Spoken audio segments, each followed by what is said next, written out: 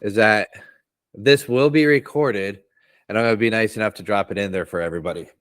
So, well, first off, guys, my name is Chris. You guys have seen me around on there, and I wanted to kind of a little bit about myself is that I wanted to do this because I wanted to, provide some value and stuff where people have come in and, I just see like a lot of the questions and stuff being asked, and like I wanted to provide some value to be able to help people out and have some fun with this. Be able to you know I mean, these bots are cool. I see people that have just started up and that have just that are new to this whole thing, and it's like, hey, let's just kind of make something happen of it.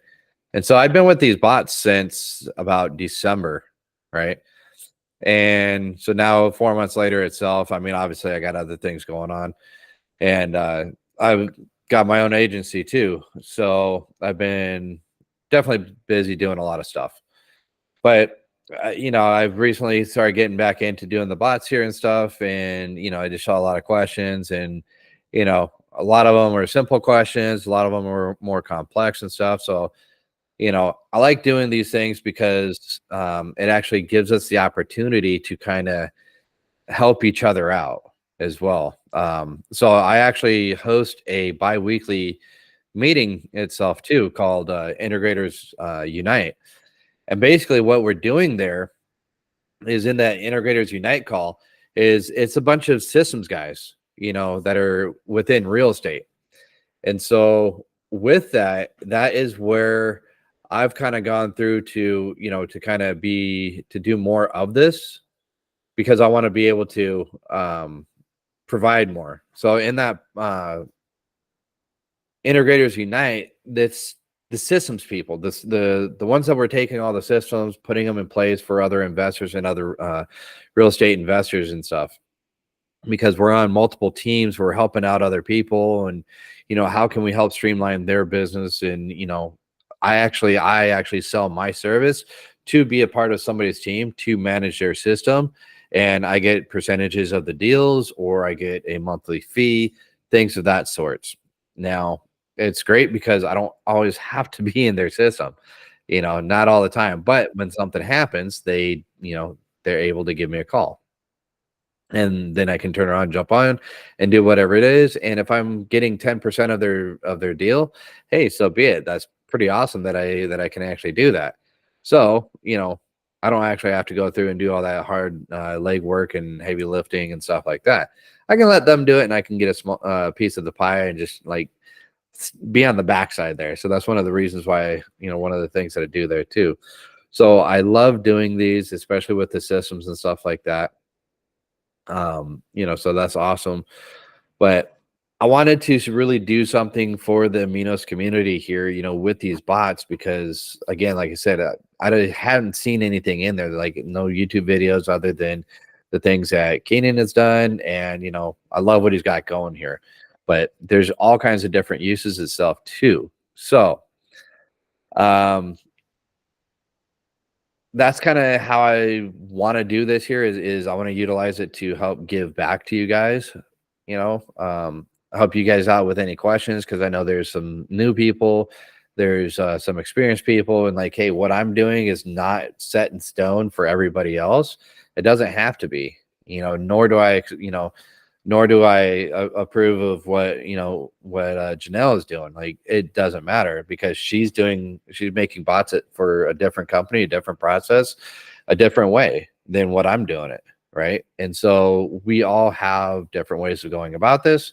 So I figured this here would be a nice help, a nice hands-on help, instead of, hey, there's that one video, and where's that one video that we could do this and do that and everything. But with that being said, I wanted to be able to bring in, a lot more value to everybody here, and just kind of allow everyone to just kind of come in and, sit down and have a discussion here, and, kind of be able to help everybody out in everything that we're doing.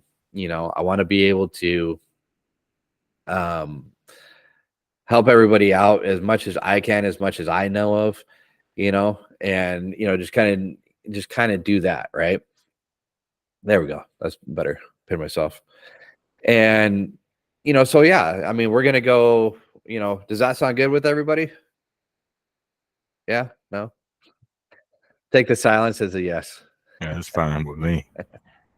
Sounds great. So awesome, guys. Well, I'm looking forward to doing this and having some fun. The people that didn't show up are losing out, but again, like I said, being recorded, and once it's done, I'll post it in there so everyone can kind of hopefully this helps out others too. So some of the things that I kind of wanted to go over with today was to go through and we'll go over like building some bots and ways to connect, and some of the pathways that we use in them. And then going over some of the Google Sheets and connecting the information and those different ways, integrations with Zapier and Make. And then we're going to also using GHL. And this goes for any other platform system that you have that's a byproduct of GHL. Is that then what we're going to be doing is going over how we're connecting that and moving that through and into the GHL side, with and without the Make or the Zapiers. And then touch on a little bit of the AI use and the prompts, utilizing OpenAI, Gemini, Claude. Those are some of the ones that I utilize, and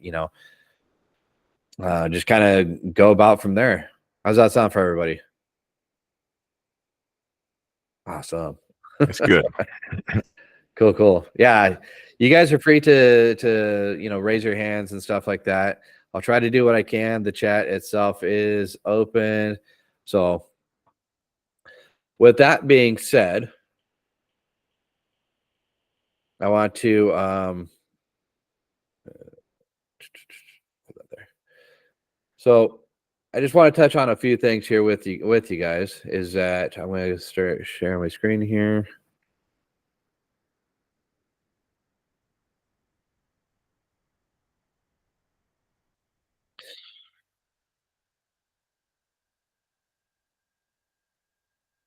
All right. So you guys can all see my screen here. So very simply, like we'll start off on the bot side here. Obviously, we know that there's so many different ways to go through here and build up these bots. I've gone through and made a couple for a couple other people, still playing around with them because there's things that I still want to, put out there. Like I'm looking for that, a couple good processes, a couple good ways to lay these things out. And some of them I've gotten really, simple, like this one here. This is a bot for my CRM system, and very simple. Not necessarily going to go through this, but we'll jump over here to the flow builder. I mean, this here is just a very simple straight line setup, and then last module is into the AI. So in this one here, we start off with the question: may I ask who I'm speaking with? Thank you for that. And the reason why we put the brackets here is so that way we're getting the name that is pulling from up here. So what the name is up here is pulling from that. And if you do it this way, then you'll see, hey, Frank, who am I speaking with? Frank. And say, thank you, Frank. From then on, it'll always keep referring to them as Frank. So then thank you. Another phone question, phone number. Thanks for that. Another question for your email. I can put this in as an email. The only problem is that when you put in the email block, it takes that whole snap and does an automatic save with that. So I don't want to, because there's other things that I want to gather from here. So I just do the email as another question. And I'll show you like what this looks like in the Google Sheets there. And then hey, thanks for that. What brings you in today? And that there is the very simple question to start off the AI bot here, right? And so then now when we go back and we actually look at this, we can come in here and play with this. Who am I speaking with? Frank.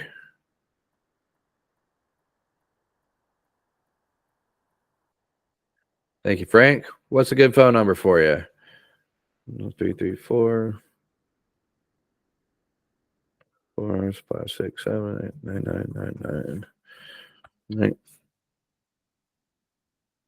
8 thanks for that. And an email. Test@email.com. I like the fact that we now have the checker in there. Hey, yeah, that's not a correct email. So it kind of prevents that now too. So thanks for that. What brings you in today? Have questions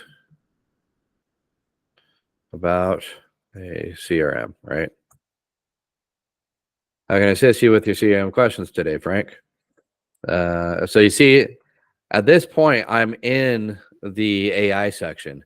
And so you see how it's still utilizing their name from all the way up here from when it asked. So by doing that setup with those brackets and it's calling them out, it's like I said, it gets to bring it in right here.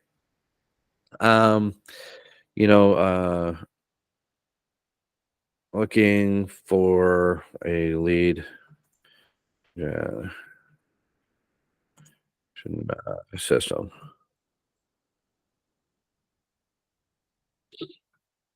Okay, what specific results are you hoping to achieve with the lead generation system?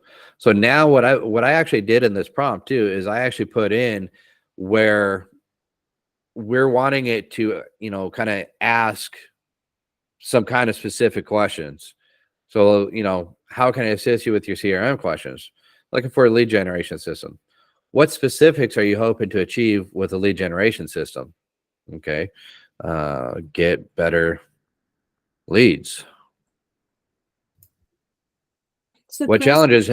Yes. I'm sorry. I was just wondering, do you give it some leading questions for the AI portion, or do you just say, hey, I want you to ask some questions regarding, to dial into lead generation? Yes. So I do give it some, and I'll show you that prompt there in the back end there, not a problem. And so with that, it will go through and let's see. There we go. Make it a little bit bigger for you guys. And so then now, like with that itself, I write in a couple questions that I wanted to ask, dig, because I want it to be a salesman that asks probing questions. Gotcha. Right. So doing something like that, and I give it some sample questions for it to go through and ask. So what sense. challenges have you faced in getting quality leads? So what are some of the challenges that you've been facing? So now that I've actually asked, generating a lead generating system, I'm looking for better leads. What challenges have you faced in getting quality leads that you hope the system like Podimation can help you solve, Frank? And now, whatever, what challenges have you been getting with the leads have been garbage, right? Sounds like you've been struggling with low quality leads. Automation CRM can help you automate lead nurture and run targeted campaigns to improve lead quality. Would you like to schedule a discovery call to learn more? You can book a 30-minute slot right here. And then we click that. It'll take us over there to that calendar. Right? So I love that because now we can go from there. Sounds awesome. Glad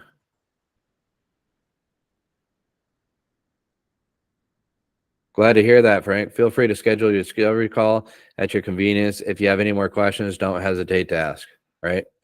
So I can go in and ask, keep asking more and more questions on that if I want to. So yeah, that gets into the prompting there, because like I said, we started that back here. I have questions about a CRM. This here was that first question that I had, right? And so then now we went in through here. The beauty part of this is that when you get into here, and we'll go into the flow builder. So remember all those questions and stuff that I wanted to get as well, like, hey, what brings you in today? I want to get that, I want to get that answer, I want to be sure to get that that response in the Excel or in the Google Sheet. And then so that question was the last one. The rest of everything else was AI. And so then now what I did in there is through this one here, this is that prompt.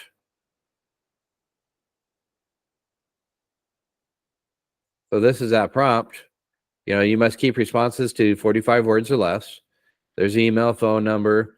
What is your EI name and personality? And we start going down there. You have to care for it. You know, your name is Podbot. You're friendly, helpful, and passionate about Podautomation CRM. You have care for it, and you want to see it succeed. You're a veteran in sales. You have a degree in sales negotiations. What is your broad goal of your AI assistant? Your main goal is as my assistant is to answer questions I have. You know, you guys get the idea there. To accomplish the goals above, you are to ask a number of questions to determine if the customer would be an ideal candidate for the system. And then now, what are some problems you're facing in your business? What results are you looking to achieve? What has been holding you back from achieving your end goal? So you see what I've been doing right there is I've got those questions in there, and now I just put those in there for it to go through and ask. You're able to use a number of these qualifying questions and what would also be considered a qualifying question. Again, we want to make sure that our responses are to a 45 word count maximum, because I don't like getting this and all of a sudden it's just, it's a whole page and I got to sit there, scroll up and down to read a novel for an answer. So I try to keep them a little bit shorter, and I give it the request for it to do. You're to refer to the customer by their first name if they give it, in which, you know, they did. And then now it's just going down through here. Here's a calendar link. You're to get the customer to book an appointment by using this calendar link. And then these are just information for it to go off of. And then again, you know, we got pricing, so that way, hey, somebody asks for additional pricing or something. Hey, guess what? They're going to get to see, you know, it's going to tell them, you know, hey, yeah, additional fees and costs to you are this, this, and this, right? So we actually, you know, we're getting a lot of that good stuff there. And now what do we do with that? So from there, we have, you know, well, let's just stop there. Let's, you know, anyone have any questions so far as to what's going on? Yes, I have a question, Chris. Yes. Yeah, this is Gene. Yeah, this is great. How closely have you found that the bot follows your instructions? Does it hallucinate? How satisfied are you with the sort of free flow that happens when it's relying on AI? Good question. Depends on how you write your prompts. So another thing that you want to do is understand how to write prompts.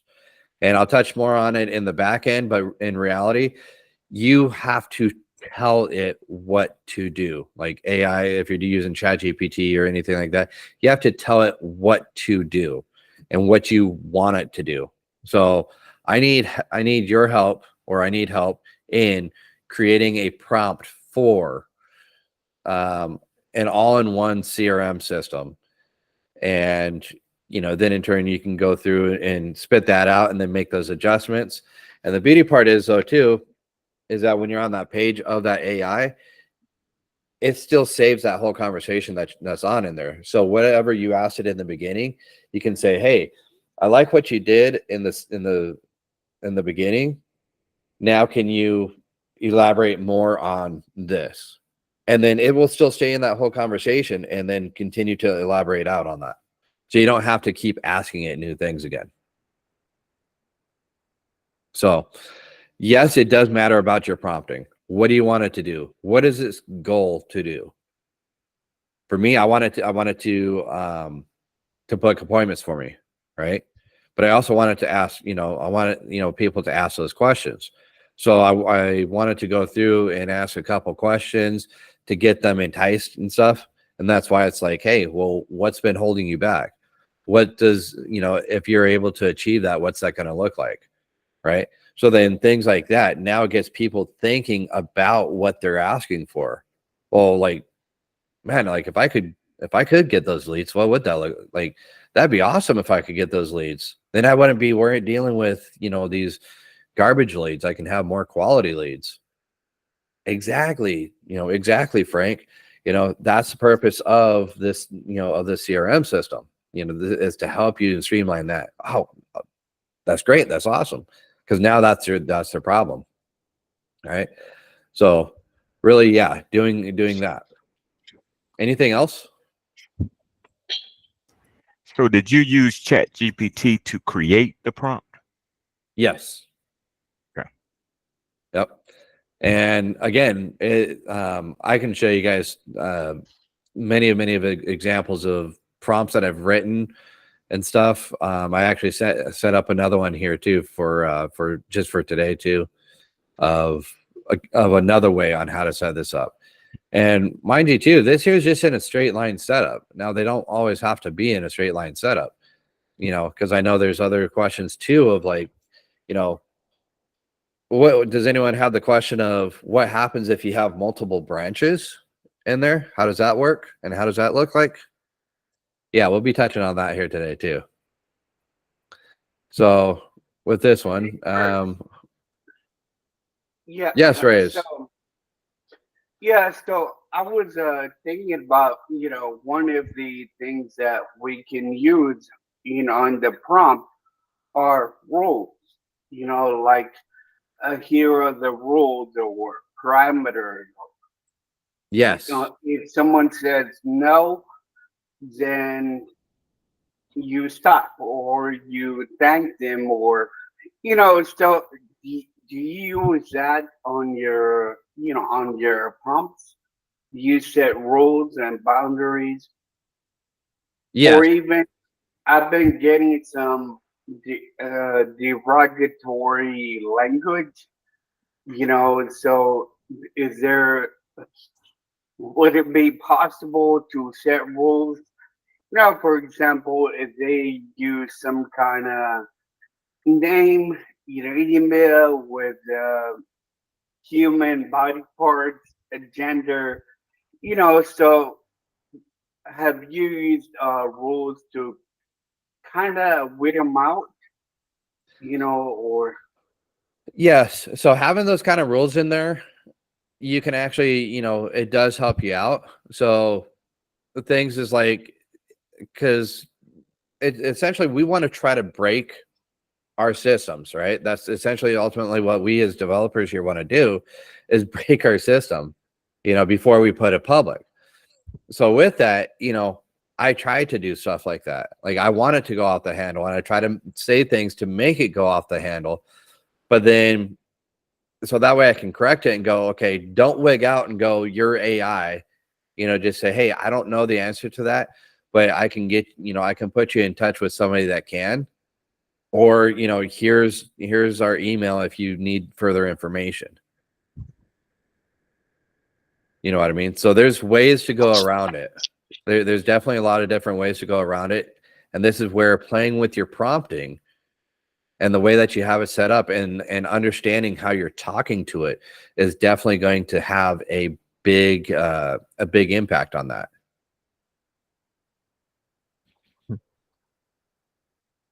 Anything else before? Yeah, hey, Chris, real quick. Yes. I've noticed that in the flow builder, if I ask a question, right? So like you were talking about doing a question block and then having the email, asking for the email or doing the email block. I found that both are giving me the same thing. If I put the email block in there, it'll just change it to a question block with email. Have you seen? No, because I generally don't do that because I don't want it to end right there. Okay. Gotcha. So no, I mean, really I have, I've seen that before and I was like, well, I don't want it to end right there. I want to, do that later because at that same time, if I change it around, instead of asking for their information right up front, I can change it around to asking their information later. hey, you know what? That's a great question. What's a good email for you that we can, set this up for? Right. And now I can start doing that later on. Gotcha. It was just my understanding that with the that you could put a save data block on the back end on the end of your flow to save any subsequent information. Right, exactly. And I'll be touching on that here too. So yeah, we could definitely do that as well with the save blocks and just kind of put them there at the back end. Now this is that conversation that we had here, right? And I cut it short just for the sakes of purpose here. But here's Frank. There's the phone number I put in, the email, and there's our chat, right? And so then now we got the date. This is all just essentially coming in from the Flowbot here. So now over here in settings. So I've got this one set up in a couple of different ways. So like this one here is the Google Sheet setup and your sheet ID. I've also got make integration with this. And that's pretty much it right there. But chat logs here, again, we can see the chat logs. So when we build these bots out for our clients and stuff and our customers, there's going to be a couple different ways for you to be able to get that information out. One would be just like this, and then now you're going to be able to export that CSV log and just send it over to them. Or two, have them set up a Google Sheet, and then you're going to set this up for them so it goes directly onto their sheet. And then you can also do it where you have a third-party integration, like utilizing Make or Zapier. It all depends on what you're going to want to do. If they don't really know what they want to do, well then yeah, you can just take the chat log and send that to them. And obviously you can see the response, but you can just take that chat log and send that to them. Or if you do it with the Google Sheets, then they would actually have access to this whole Google Sheet, and then they can upload them, do whatever they want with that information. That's going to be one of the things that they want to decide. And like what you're going to charge. Somebody wants me to just build them a bot. Okay, cool. Here's the bot. And then here, take this. Where's your site at? Okay, just take this and put this in the body part. Like that's it.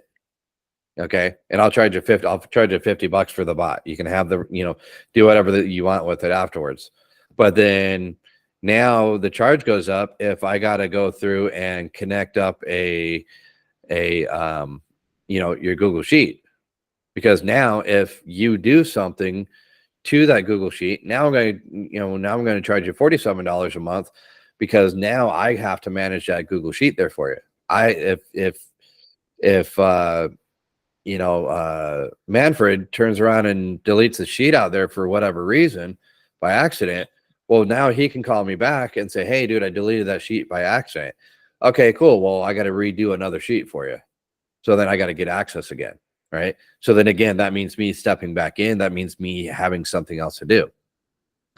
If I don't have to do anything like that, I'll sell you a bot for $47, a one-time fee, and just call it good. I'm not going to worry about touching it again. Just save that link and keep posting it in your website. But if I got to do that, well, then now that there's going to be more of a charge, so then I got that. Well, then what if they, what system do they have? Do they want me to interject that into their CRM, and they have a different CRM? Well, now I have to do a lot more work. So then now that's going to be, $47 for that, $47 a month. But now if I got to do this, it might be $100 a month. Because then now I've also got to pay for the usage of, Make and Zapier to go through and do that. I got to pay for those connections. Now, if they got their own Zapier or Make account, then that's fine. Then we can go and then we can do it that way. And then that's less off my plate. So I can adjust my pricing, accordingly to that as well. So does anyone have any questions so far?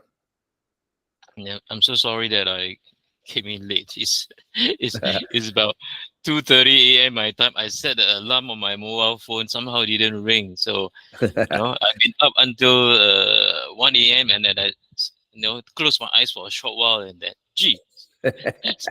So Well, I anyway, appreciate you being here. yeah. So thanks a lot for organizing this. I don't know what I've missed, but I think a couple of questions I like to ask is the your back end part on the CRM. What kind of stuff are you doing? And also, what I noticed is that in the settings, when we have the settings for the general Aminos, there's our email contact for anything that happens, right? If the Right. bot The email bot for doesn't notifications. doesn't work or whatever, then it comes to us. So uh, my question is, when you are doing white label and your so-called your customer who purchase your white label, when they have a issue in the bot, it'll come to you, right? It doesn't go to Right. their own account. Is that a Right. problem, or is there a way to get around it? So if you're selling these, you are the owner. Then you are the owner. You have this is your account. I have rights to turn around and sell all these bots. So who's ultimately responsible for these? That would be me. Right. So if they have a problem with it, then it would come back to me. Okay, so maybe I'll phrase it this way. All right. So the when you get a message when the bot fails, it's just a generic message, right?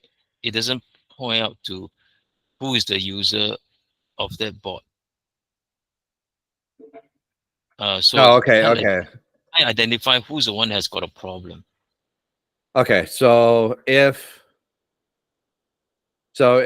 Manfred is here on this bot, James is here on this bot, and another person, another person, another person, I'm not going to know unless you say something.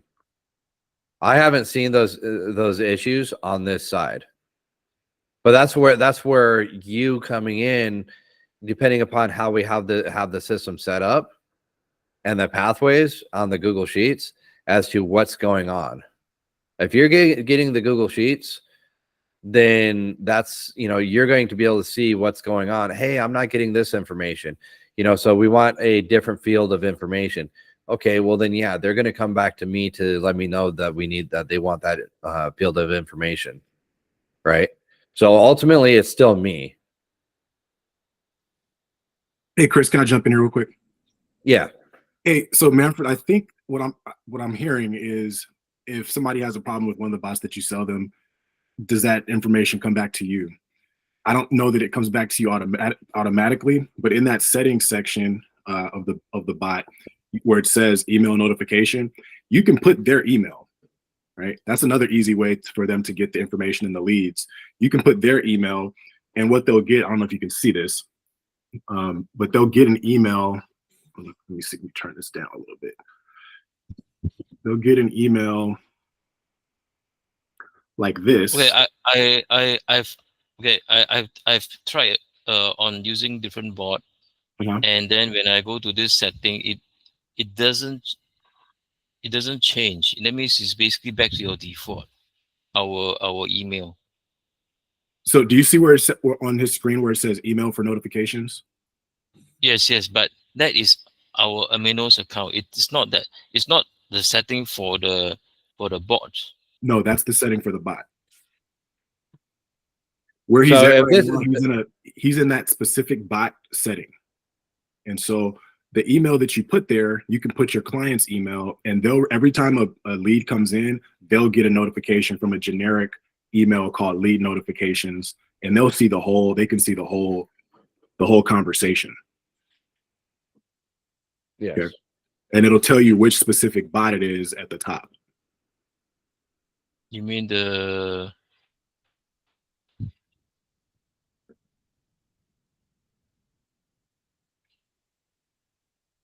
So we got in the settings, status, Google App Script, Sheets, and then email notifications. So Chris, if you back out just to the dashboard area where all your bots are. So You see, Manfred, if he clicks on one of those and says edit,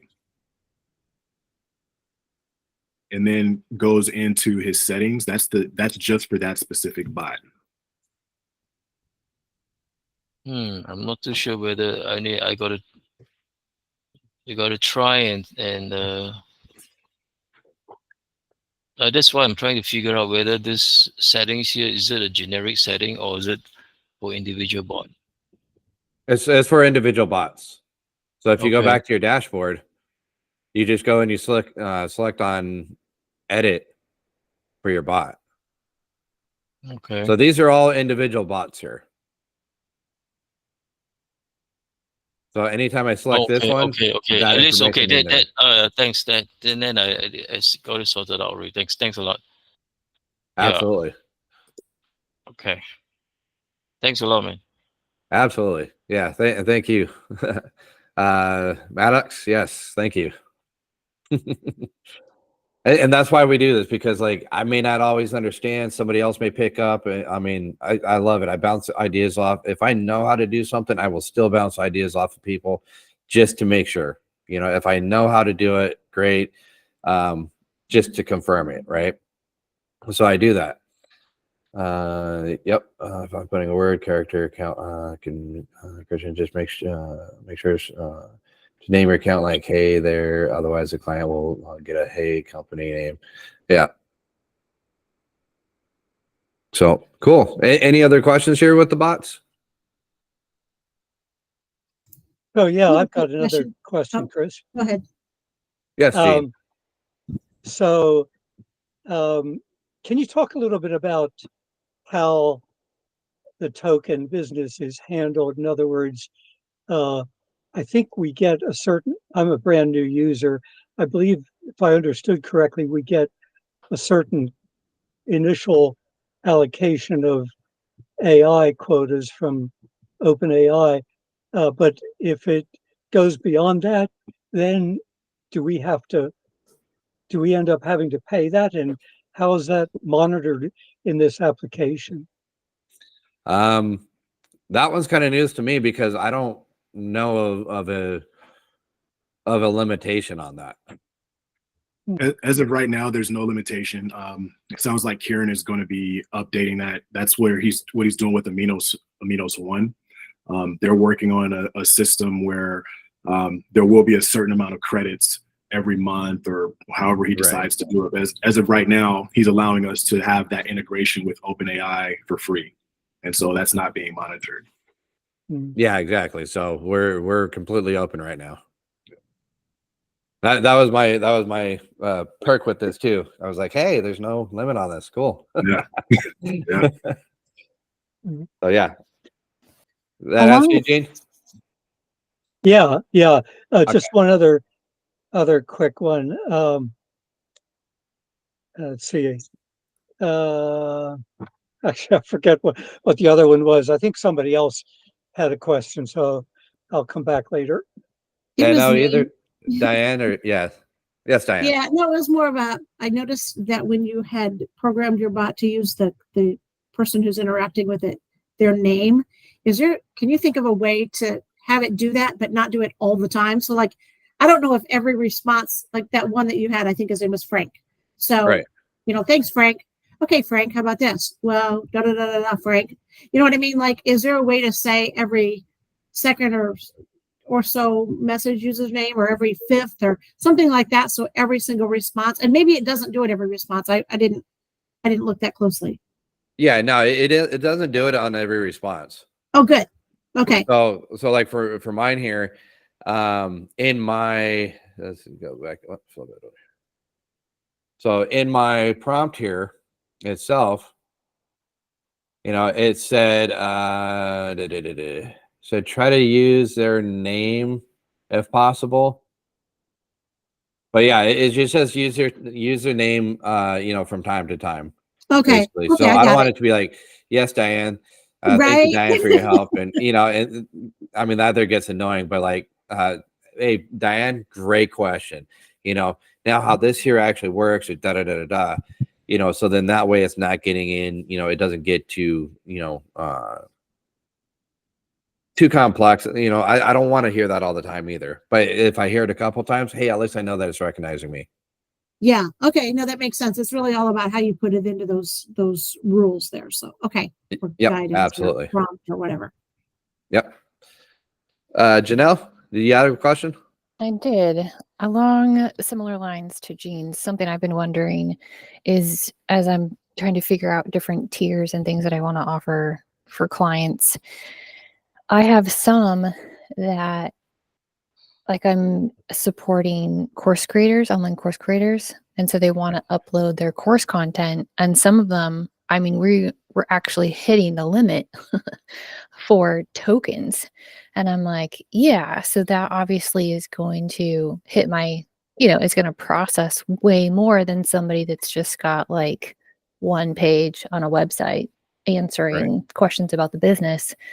So just curious if everybody has thoughts on how, I mean, do I still just do a flat fee? Do you like, and how can I actually know how much content or AI is going in there, unless I'm doing it myself, which at this point I have been, so it's all done for you. But I do have some clients coming down the pipeline that are like, yeah, I want to be able to manage it myself. And so if I initially custom design it for them to kick things off, it could be that, for lack of better words, one page knowledge base, but then they have access to edit. They're coming in and they're putting 50 pages in there. Well, now we're looking at something different. But then there again, the question is, how am I going to know? How is it, so hopefully that wasn't like bouncing too much. No, I get that. So you got to explain it though to people that this is more of a per se lead generation. Basically you can have it give it some, give some information, but like if you wanted to, have it give a whole novel, there's going to have to be a limit on that. Now you can break it down into categories itself too, which I'm getting ready to do here too with that. So you can break it down into different categories themselves, so they can go through and pick it out on different categories, and break those kind of things down.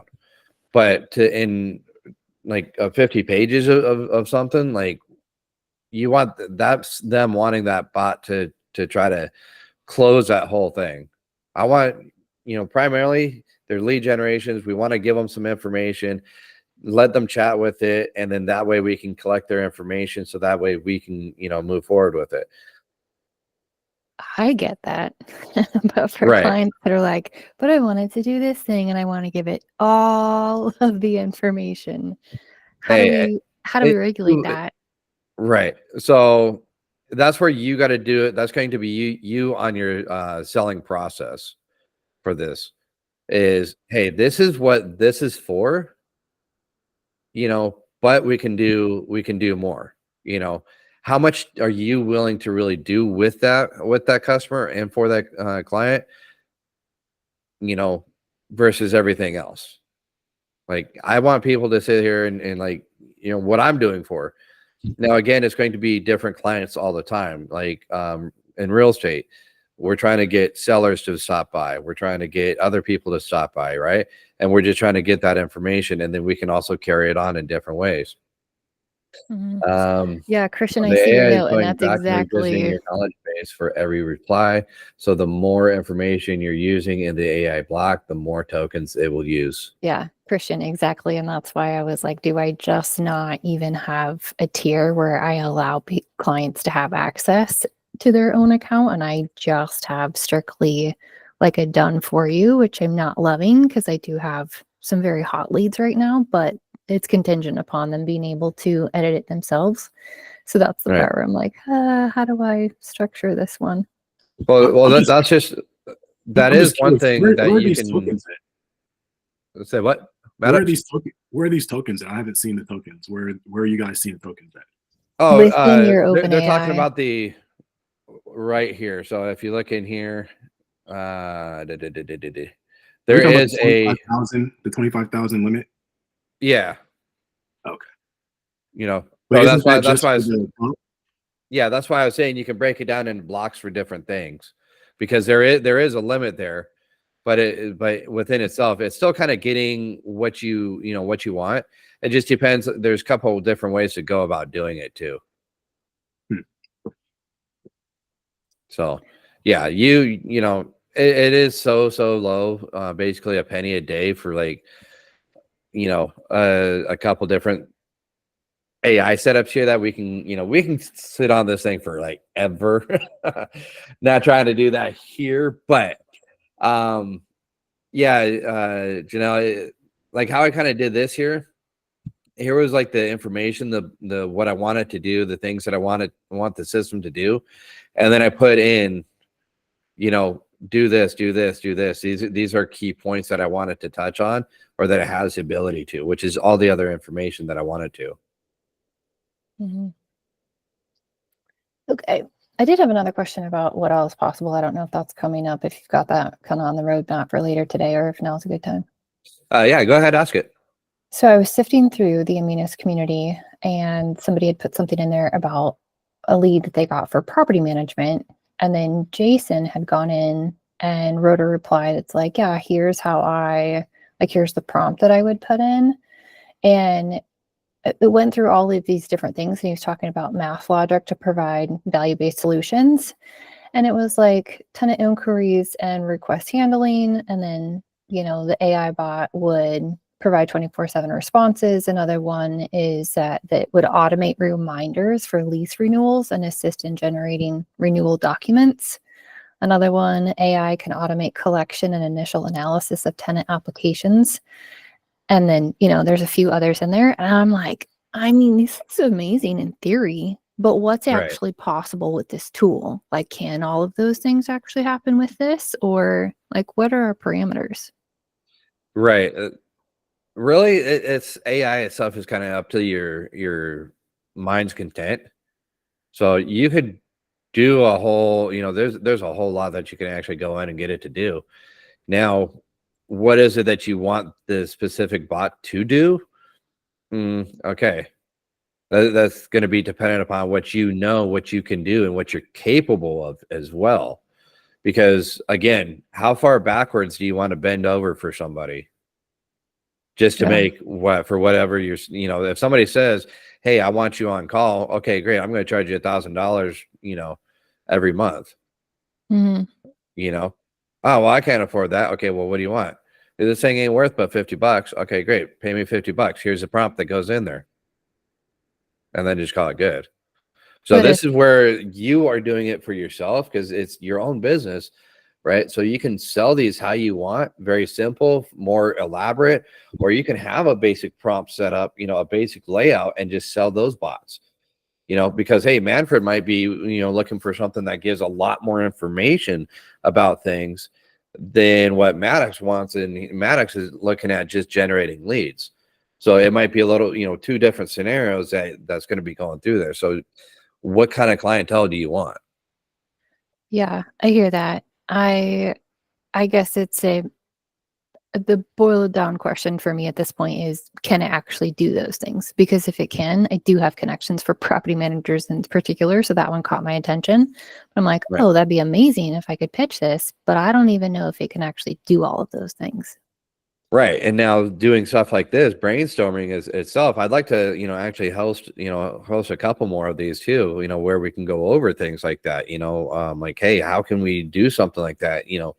I know how I would personally utilize it, but how somebody else would utilize it too can give me ideas as well. So I don't, Janelle, yes, you can absolutely do it. It's a long process. You would need something like Go High Level. You would need workflows and automations, and essentially you would use the bot to gather the information, it'll trigger at a certain point. That then, and I think Chris is going to discuss this later, how to get the information from the bot to either Make or Zapier or directly to Go High Level. Once Go High Level gets that, it triggers the workflow, which you can set up on the back end of that and say, hey, I wanted to send this document filled in with these dynamic variables and all that stuff. So it's 100% possible. It's a lot of work. And so you would have to, I would suggest charging what you're worth, for something like that. Yeah. Exactly. Okay. And then again, how simple and how difficult do you want it? What are you comfortable with and what are you not comfortable with? Like I said, my system is set up where somebody responds, hey, 1 month. It texts me out directly and says, hey, this is a hot lead, right? Somebody says, hey, I'm not interested until 6 months. Okay, great. It's a cold lead, things like that. Then that comes in based upon those responses. And so I'll be touching on more of that there a little bit later about this too, different ways that we can go down this. And it's just a whole big old rabbit hole that we can be going down. So Maddox knows. So like what this bot can specifically do, it can do this. When you connect it to this, and this, it can do all this. So there's a whole wide range that we can get into.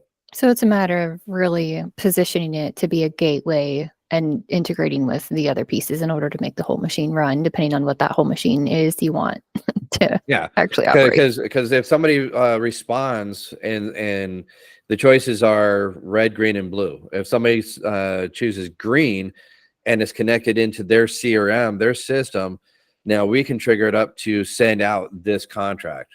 If they say red, we can have it do this. If they say blue, we can have it do this. So there's an endless possibility of what it is that we want it to be able to do. So you'll see what we're going to get into here, and then you're just going to be completely blown away, just like everybody else, because like all of a sudden it's just going to be like question after question, and it's just I'm going to try to keep this on track so that way we don't get too far out of whack on it, because we can go on forever and ever and keep expanding on all these things. So Thank you. With that being said, let's move on here to Rose really quick. Hey everyone, thanks Chris for organizing this. Quick one from me. So in the business content, in the AI business content, the bots there, the instruction is at 45 words, but then beneath it, you've got maximum reply length at 200. I guess my question is, which instruction would it obey? So this is what I'm telling the in the prompt to do. Otherwise, this here would be the default, and this is based upon characters. Gotcha. Oh. So the AI will always obey what you've put in the prompt and the larger bot, so to speak. Yes. Awesome. So if I just set it up like this with the 100 here, it shouldn't be more than the 45 words, because otherwise I've seen it try to go off. So if you put in 100 here and don't put a limit for what it can do, then I've seen it where it'll stop at 100 length, and all of a sudden now you're missing half that conversation just because of it. So I keep it a little bit shorter because I don't want to be reading novels. I don't think most people want to be reading novels there either. Yeah, I agree. Thank you, Chris. Absolutely. All right. So from there, we will go ahead and wind up moving on, and because I wanted to touch on one more bot here with you guys. And that is, what is it? This one? No, test bot.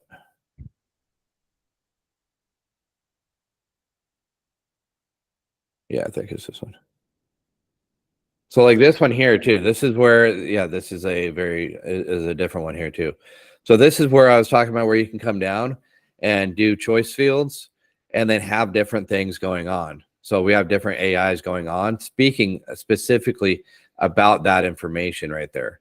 So this is another way that you can go through and keep things, in line. And so basically what that there, really looks like is when we go back to this,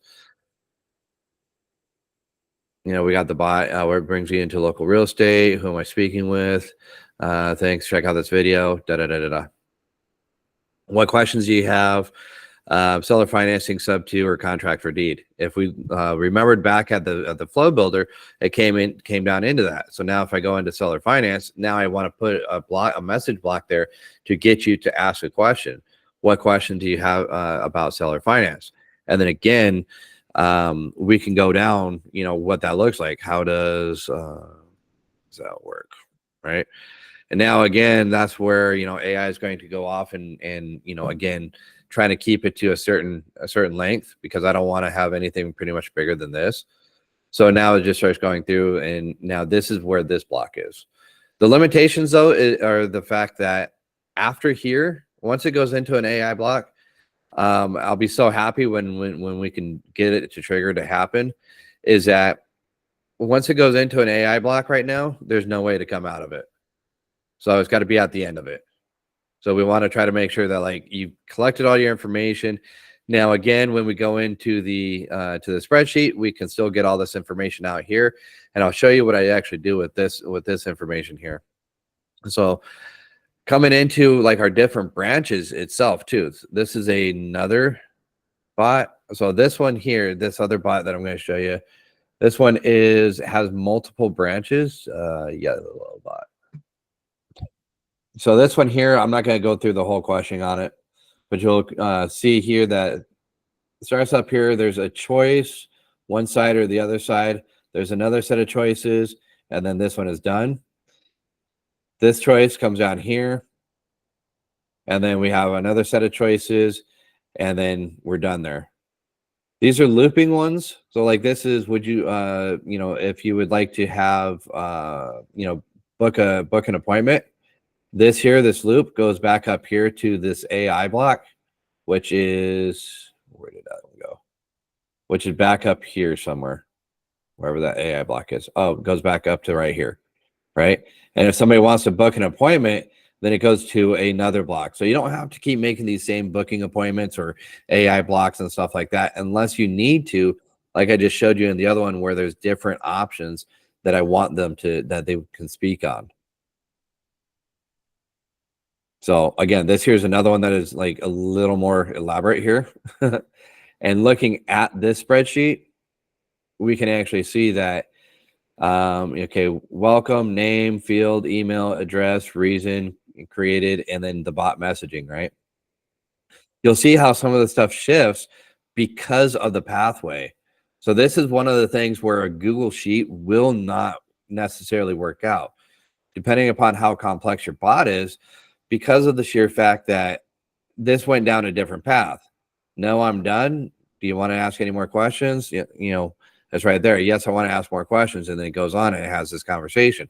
So things are going to shift in here. So this is what I did notice through this, is that your pathways, it will adjust your information that you're bringing in. So that is one of the downfalls to you utilizing the Google Sheets. But then again, now what's your bot doing? This was a very short one. What are you doing with your bots? What are you doing with these Google Sheets? If somebody just says, hey, just send it to a Google Sheet, they'll deal with it. That's fine. You know, again, what's your limitation? What do you want to do? How far do you want to go? Right? I can get in depth with a lot of things, but I want to try to keep it a little more simpler for myself, where I'm not having to go through, unless the money's good and I feel like doing it. Well, then, yeah, that's another thing. But so like what I'm doing here too is, you know, I have this in the Google Sheets, one to kind of show you guys what's, you know, like the information that'll come across. So you can utilize this as information that's coming across when I get into the to the integration side, right? And so now we got this whole conversation. So what I'm doing is I'm taking, you know, the name, the phone number, the email address, the property address, and I can take yes, more questions, or no, you know, or red, blue, or black, you know, those little different other triggers like this, and be able to make something else happen. So what's this person's response? I want to put this into a different field, right? Within my system. So this one here is based off of a real estate. So this one here is, you know, why do they need to, why are they selling? That there's going to go into that block, that field block. Why are they selling? That's going to go in there. And so then again, I also take this whole block here, this whole conversation, and I actually have that imported into the contact of the system that it's going into. So then now that lead actually has a whole conversation. So now I can actually go back and reference that too. So that's something that's that we can actually do with this here too. But then again, you know, things change. You know, this is why the Sheets is not 100%, but you know, we take what we can. So any questions with the Google Sheets?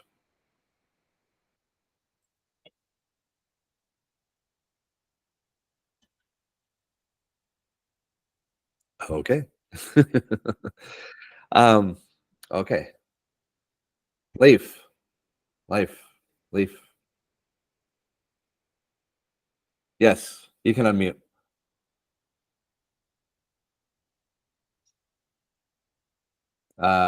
Was that just your question there, Leaf? What was your what's your preference other than Google Sheets? I don't know if you can talk or not. You're muted. You're muted. Okay. There we go. Is that working now? Yes. Sorry. So other than Google Sheets, what is your preference? What other do you integrate into? So that's taking us into the next one. So that's definitely great. So with that, we actually have, I like to use Make versus Zapier. I like Make better. It's cleaner. It's nicer. It's a little more attractive than Zapier just being a straight, down the way. Yes, eagerly waiting for Make. And so with this, but Make and Zapier are going to work identical. The layouts here are just going to be 100% totally different, but I like Make's layout better. So within here, I've done a couple things here, like this one here with the Aminos Bot. Let me go back in here. So me playing around with this, we're doing a webhook, and if we got certain things to ignore here, certain rules in here. So if there is if we'll set up a filter here, I don't know why this did not save, but like, let's say email itself is not, if email itself is not equal to something. So I'm trying to figure out like how I can say if it's not a complete email, but we got that back in Aminos, so I really don't have to worry about this side here anymore. So I can actually delete this one. So when we go through here and do these too, so like I have certain things that happen here. So like what I want to happen, webhook, we take this webhook and I'll show you guys how to do that really quick. And that there goes into the Aminos. And then I have a filter here that says, hey, if the email exists, right? So if there is an email that exists from the Aminos bot, then it's going to go ahead and continue. And now it's going to continue over here. Now this is creating a new contact for me in the lead connect in high level here. And so now, and I'll run through this whole thing with you guys. So now with this is, taking the webhook information, the information that it's getting from the Aminos bot, and that information that came in, basically what was on that Google Sheet, and it's going to go ahead and bring it on in here. Now I just get to go through here and pick and choose and where I want to place this stuff. So the red here, you can see that the webhook is red, go high level is blue. Basically, we're going to go through here and pick and choose what it is that we're putting in here. So I'll show you guys exactly how that there's going to go through and work. And so then now, once we're in here too, I can start adding in other information. So if I can add in like a website that this came from, I can add in a tag. So just like here, I have Aminos Bot. So the information isn't being, coming from Aminos Bot itself, but this is a tag with inside high level.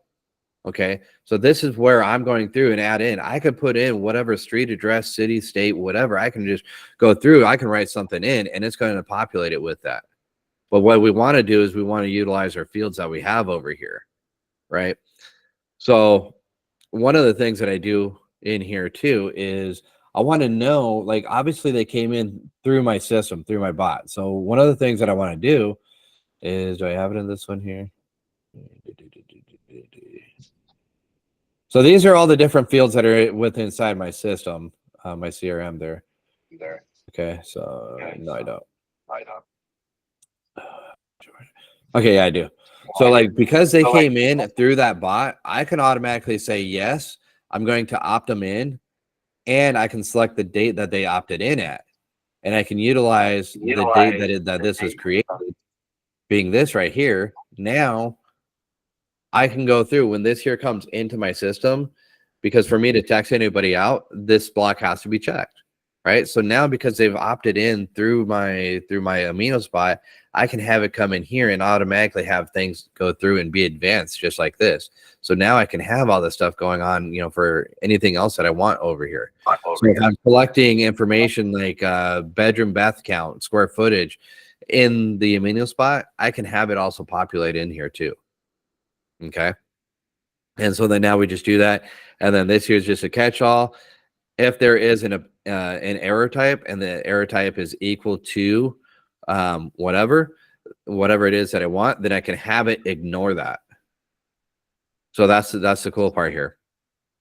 So you guys want to see like essentially how you would really put this here together? Of course you That do. sounds good. Hey, Leaf, can you mute, please?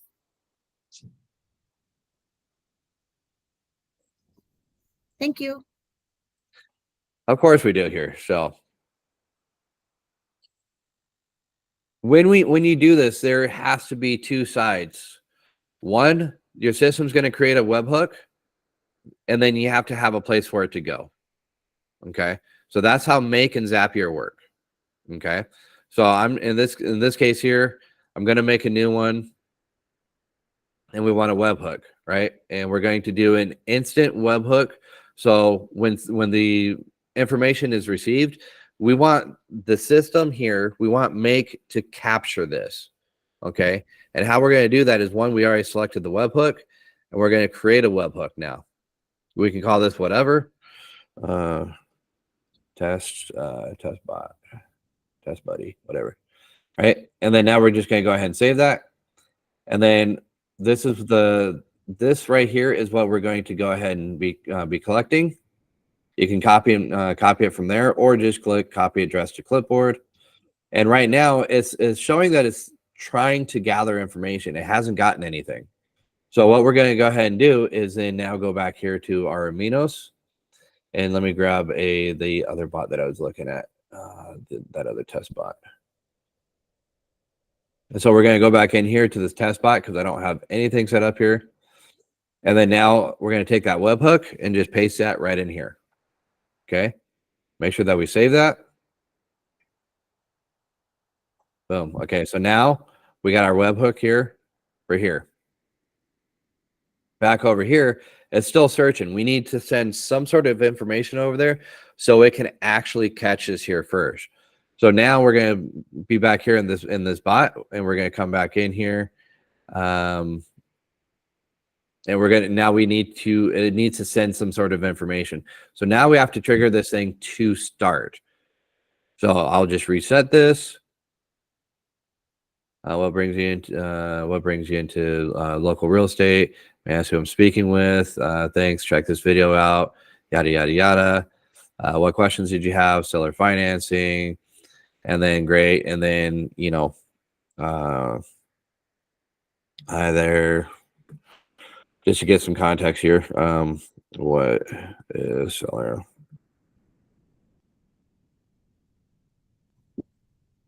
Right.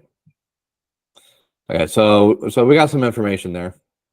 Now we can come back over here, and this here should actually be bringing it in.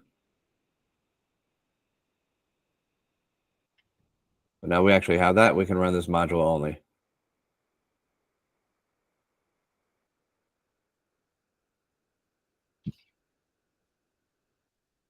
Oh, that's right. I went through the test site. So I don't actually have this bot here connected up to a page.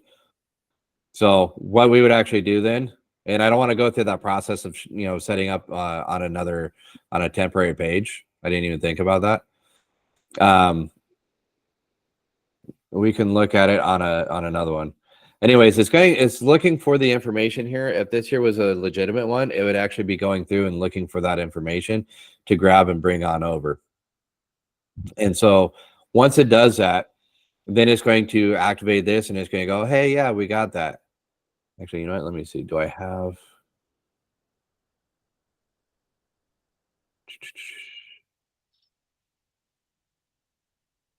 Let's do one. Builder.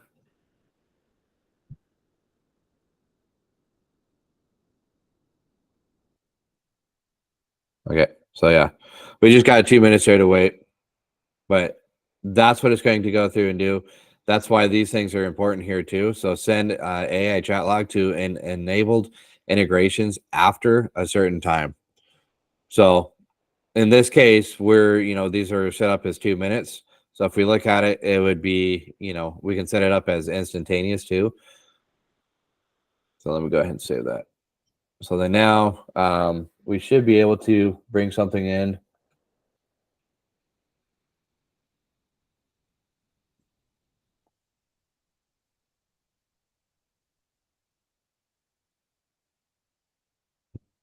Because I'm not actually doing it on an actual site there. So that there could be that problem.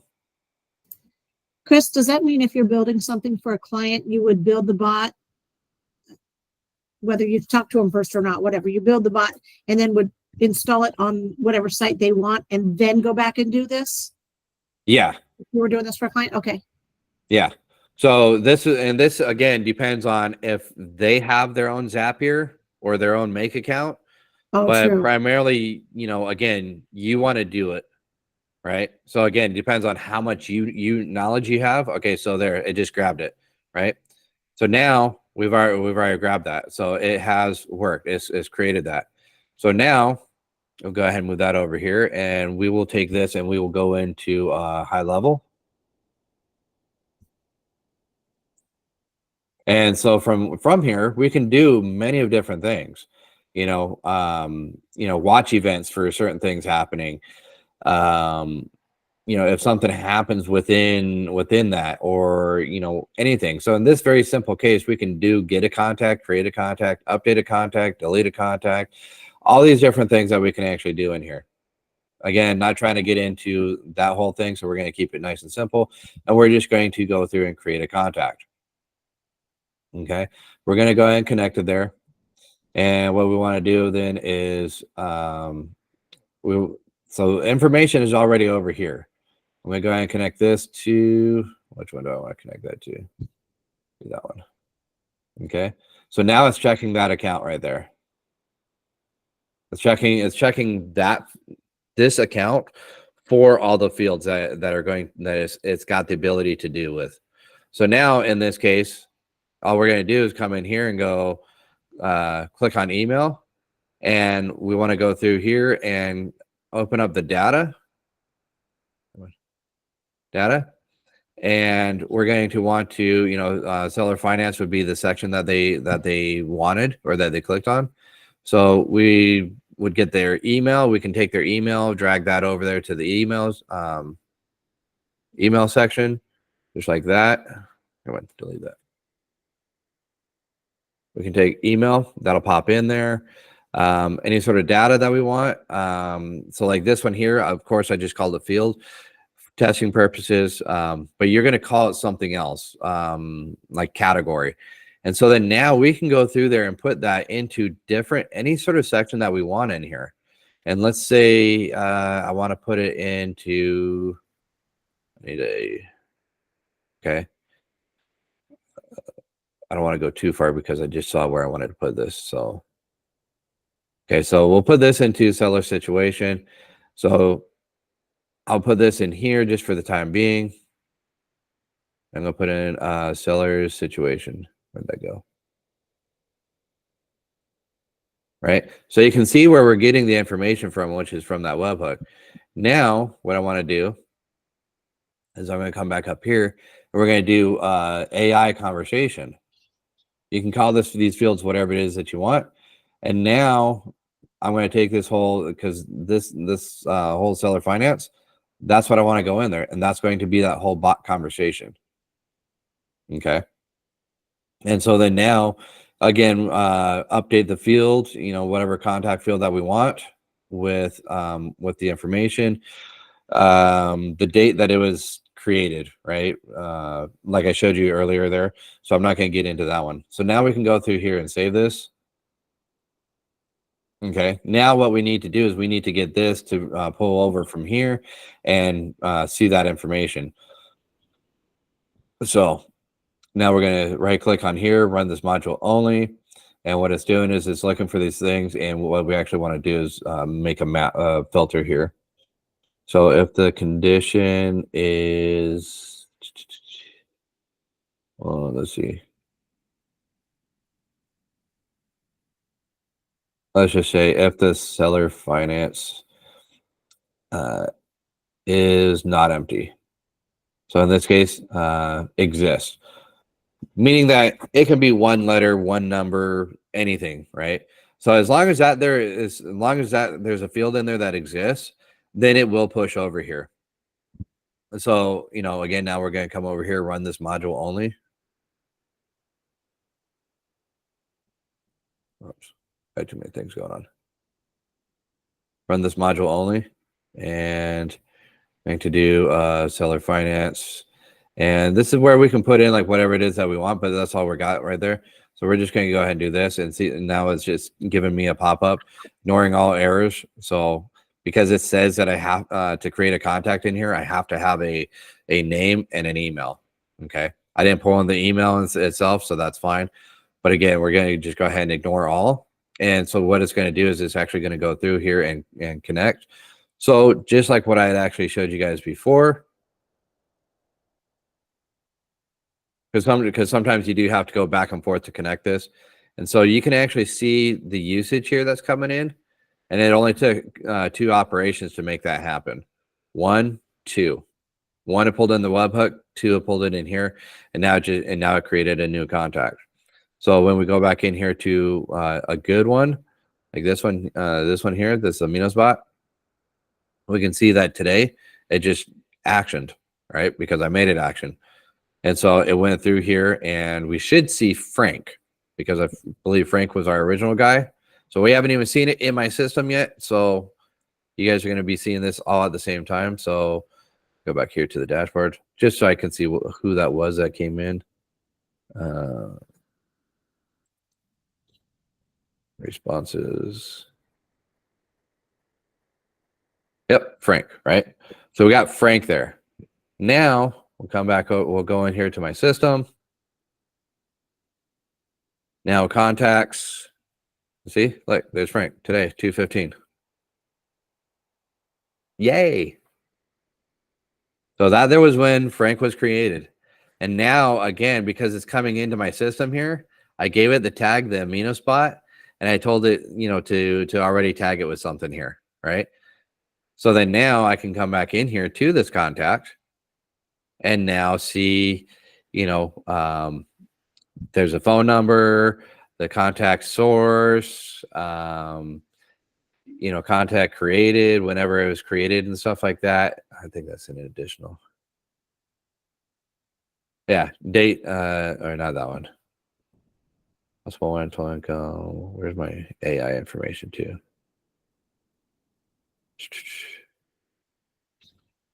Nope. Okay. Yeah, responses. I don't know. No, I know it's not there. Anyways, all that, you see how all the information here comes over, and now just from there, you just pick and choose what it is that you want to bring in, right? And so then now from here, this is where Maddox was Tanya, Diane, and Janelle, that like from here, or Jane, that from here now we can do whatever it is that we want with this. So now I can come in here and say, hey, so we got this tag, Aminos Bot. So now I can come in here and say, okay, well, let's make an automation that when this tag happens, I've already done it. So when this Aminos Bot is tagged, or when this tag happens, and what is that? When the Aminos Bot tag is added, then does what? It assigns it to somebody and updates the contact field and sends me an internal notification. So then now if we go back and we look at that, we can look at Frank, and we can see that it's already assigned to me. So then now and like I said, from that little thing, it can go on forever and ever. I can say, hey, tag that, assign it to me, drop it into a certain campaign, based upon the color red that it chose, or blue goes into a cold one, whatever. I can go through. That's where we can go through and keep expanding on this. And Diane, this is where, you know, again, we were talking about like a big old rabbit hole, or Janelle, I think it was a big old rabbit hole that we can go down and just, you know, see all this stuff that's going on, right? So we can really get into a whole lot. Now, Janelle, depending upon how much you want to do, right? Here's your conversation. Send that out to them, to your client, or have it set up into a Google Sheet for them, and then they can do what they want. Or we can actually go through then and set this whole thing up with Make and or Zapier, and now have it go into their system to drop in. And then now, like me, this is where I would get paid the extra money. What do they want? You know, someone's going to pay me, Maddox is going to pay me to be in his system to make a spontaneous workflow like this to happen. And I'm going to charge them a setup fee to do this. But then now it's going to be a one-time fee that I charge them for the setup in his system right here. Because Maddox, what do you want it to do? When this person comes in, you want to be notified. You want to be text messaged. You know, you want to send it. You want to have an email go back out to this person, to Frank here, that sent you, that was on your website, that now we're sending out this email that says, hey, Frank, you know, thank you for checking us out. You know, hey, here's that discount code that I was telling you about. Or, you know, hey, we just entered you in this raffle or whatever, you know, thanks for everything, right? Or we can turn around and send out another form and say, hey, thank you for visiting. Hey, you know, here's you know, X, Y, and Z. This is where that rabbit hole gets so big. So Aminos can do this, attach it to other things, and we can do so much more. So then that's this way, okay? This here would be your standardized way of going about this, to put everything, you know, to be able to go through and put everything in here. Now, for the go high level side, okay? Well, before I even jump on that side, like, let's just take a quick break here. How's this now? We went from the Google Sheets to Make, to putting all this stuff in here, and now we've got all that information coming in here. Any questions? Well, what questions do you have?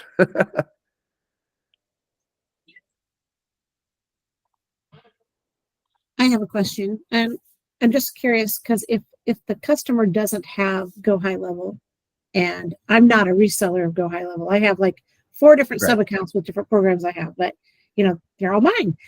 Right. Nor do I really know how to use it yet. But I like what I just saw, so that was very cool. Thank you for that, Chris. I love it. I could feasibly, though, make a campaign in my own access for them and run it all for them, especially a smaller business or whatever. Yes. Well, it wouldn't have to be And- small, I guess. I mean, Right. Exactly. And so, like, within here, if we go back to the Aminos here, right? Where'd that test one go that I had? No, not that one. But see, I was playing with the Google Sheets too. So you can actually take that information from a Google Sheet and then also import it into, that's what this one here was doing. So I'll show you this here really quick. This one here was taking the information that comes into a Google Sheet and then importing it into, you know, High Level itself. You know, it's looking, this one here is looking for rows to happen, you know, to new rows to appear. And like, let's say they wanted something to happen, like at the end of the night, dump in all those new leads. They absolutely can. Let's see. Hey, real quick, Chris, while you're doing that, Diane. Yes. So I wouldn't suggest having your clients come into your own sub account in terms of you managing it through one sub account for a couple of reasons. Yeah, no. If you have the 297 plan of Go High Level, then you can create unlimited sub accounts, right? And when you do that, you can create custom values and input their business name, their phone numbers, their email addresses, all those things. So when they're doing campaigns or whatnot, it'll come out as them. It's going to make it a lot harder for you if you're bringing them into your own sub account. But honestly, I mean, it's a great way to do an upsell for whatever it is that you're selling. You know, you can say, hey, you know, this service costs $100 a month, right? And that's the bot that's getting the leads and generating and helping with customer service and all those good things. And you're also getting a part. You can set it up on high level, how much of high level you want them to have too. You don't have to give them the whole thing. You can say, hey, you're getting a CRM, or you're getting a CRM and missed call text back and a couple other features. You can set that up however you want. But that would be my suggestion to you. How I run it, these bots are just an upsell for what we do, because we've got websites and SEO and all this other stuff. And this is just a cherry on top. Hey, by the way, I just created this for you. Normally, we'll tell them, hey, normally it's a $1,000 setup, but if you act today, we'll do it at $250 setup, and then it's $35 a month. Or if they're going with a program, we can say, hey, we wrap that into whatever the cost is monthly. So there's all kinds of things that you can do. I mean, do with this as a business owner. It's just really up to your creativity. Absolutely. I mean, just like this, I use Go High Level, so that's kind of my main thing there. But like, if you look at this here, who knows of Salesforce, the CRM Salesforce? We can do that right here. So essentially, you don't want them in your own system or systems, wherever. But like, let's say we have Salesforce. Manfred has Salesforce. Okay, well then I can go through here and again still do create a record. Right now, I'm going to go through here and create have a record be able to be created. Same thing. I can do that just like this, like that through here, and just do Salesforce instead. And now I can go in here, connect their CRM, and then now I can go through there and map out the fields and stuff where that stuff needs to go. And so then because this is my make account, they're not ever going to have access to this. Nobody else does. Nobody needs to. But like Manfred's account for Salesforce, okay, he's got Salesforce up here. Okay, I'm just going to connect it up here. That's the only time that I'm inside. Like, I'm not even inside a system. I can't change anything if I'm in here. All I can do is take placement of these products and put them in certain fields, just like I just did over here in high level, right? In this side. So Wouldn't same you thing need here his that I would login do for here. that, though? Say what? Would you need his login for that, or would you just say, hey, I'm going to send this information, go ahead and set up your, map your, okay. No, because the only thing that I need, like in this case here, the only thing that I need for this account to connect is I just need to come over here and copy this API key, and then that's going to go in, and then I get that, and then back here in Aminos or make, then I connect that. I put that in here. Salesforce says needs something. Boom, that's what I'm going to put in there. Okay. So then it says, okay, great, we got those fields. Now I'm using that to map. I can take name, and let's say it says contacts name, right? Now, because this is different than here, I can pick and choose where those things want to go in there. Hey, Chris, how are you connecting their Salesforce account though to this automation? Oh, through the API. So what of theirs would you need to be able to do that? Same thing, just that API key. Their API key for Salesforce. Yeah. Right. Yep. So just like how I was just talking about there, the Salesforce API or the Salesforce one right there, create a record. That Salesforce one right here, I would actually just have to go in here just like I did here, get that API key, because to do that, let me go through here and open up another one. Discard changes. So for Diane, it wouldn't be her client's login information. It would be their API key. So they'd have to go in, copy that API key, and give it to you to put it in. Right. So there we go. There's the webhook right there. There's that webhook, and then we're gonna go ahead and bring in just so you guys can actually see the whole thing, high level. Because I don't want to mess up the one that I already have there. So just create a contact. So what I would actually then do in here is upon opening this up, I want to come in here to, so connect automatically. Okay. And now I would just come in here. This is where I would put in that other API. Connect that, and now I can connect a different one. It keeps connecting to my account though. That's why it keeps doing this. But this is where I would sit there and say add, and it's going to keep it's going to allow me to add in another API, so then I can have another connection in there. So just like that same way that I just did that right there, instead of high level, Salesforce is going to have that same thing. Gotcha. That makes sense. Thank you both. Absolutely. Chris, are you monitoring all of your clients' bots for them, or are there any that you've given access to, and do you regret it if you have? No, I don't give them access to the bot because primarily this is the whole way. Like, I don't really want them to have access to it because one, I don't want them to screw it up. You know, if I give somebody access to this, then they have the ability to screw it up. So just like how, you know, we've gotten through, who was it? I think somebody recently just shared this, right? Now, this is my bot now. I can make whatever changes I want to it, and I'll screw it up, right? But I don't want my clients to have access to this whole sub account here, because then they're going to see everything else. So I generally don't. I will do the managing for that, because if I give them access to this, $47, like, here you go. And then now they're going to go, well, like, I don't know how to do this. Okay, well, great. That's why I do it. And then they come back around. They usually come back around and just pay me to monitor it anyways. Do you have the white label, or no? No, I don't have the white label here. If you had the white label, would that change your response? If I had the white label, then they would have access to their own. Right. And then again, that's where it'd be like, here you go. Here's the bot. It's built up the way that you wanted. You're happy with it? Yeah. Okay. From this point on, that's yours. I don't want to have to deal with it. But So then you would give it to them. Right. with So their here's the access. thing though. Me being that integrated person, I want to make sure that, like, people pay me to make sure that this stuff is done and taken care of. So we all sit here and see what kind of struggles and stuff that we're going through now, right? And we already know about this stuff. Imagine people, you know, our clients and customers wanting this stuff done and them trying to figure it out. Who here is a mechanic and knows how to work on cars?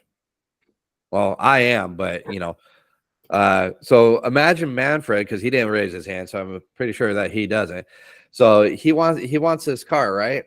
And all of a sudden now he gets this car in a box with every nut and bolt and everything, and now he's got to put all that together to try to make that, to build that car so he can go drive it. Is it worth his time to figure out how to put that stuff together, what it looks like, how he's supposed to be able to be doing that, to then be able to go and drive that? Or would he rather just buy it, pay me to put it together and manage that, to go through and keep going with that? You see what I mean? Yeah, I hear you. And Thank you. then because then otherwise, okay, so like even on a CRM system, industry standards is about 4 to 6 months to even figure out if it's suitable for you as your business. So my system that I use with Go High Level and how I built it out for everybody is it's 90% built out for you. Workflows, campaigns, like you can get in and you can start driving it. It's a Toyota Corolla. Now, Manfred says, yeah, you know, it's a Toyota Corolla. It works for me, but like, hey, I want to put some rims on there because it's got, you know, steely hubcaps. And he says, hey, I want to put some alloys on there. And then he says, hey, I want to put some, you know, he wants to, you know, go from a manual to an automatic transmission. He wants to go from manual windows to power windows. He wants to go from a little four banger and put a supercharger on there, and, you know, twin turboed and stuff like that. You know, he still can, but the point is that it's 90%. It's a car. It's a vehicle that's ready to go for most people, for majority of people. Now, I also offer a service in that I will manage that system then for them, because they're on mine. I will manage that for a deducted price cost, because I'm also getting a monthly reoccurring revenue from them. So again, it comes down to how you want to support and supply all this stuff, right?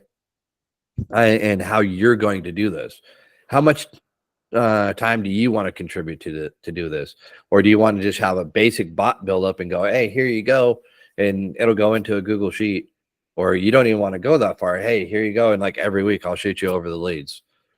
You know, do you want to go into Google Sheet and like have them, allow them to continue to, you know, do whatever they want with it? Okay, fine.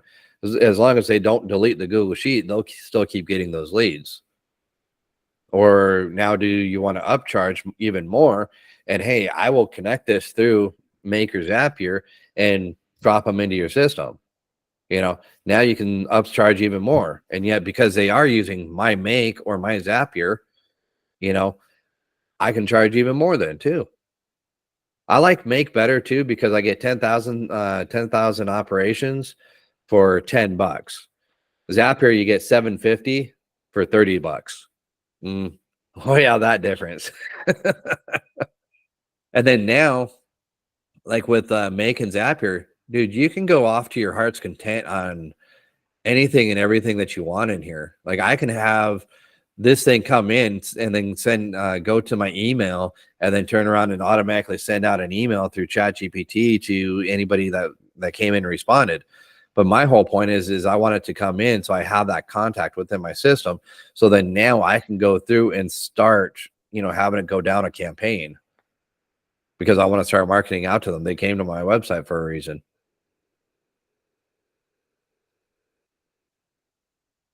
Sound good? Hey, Chris.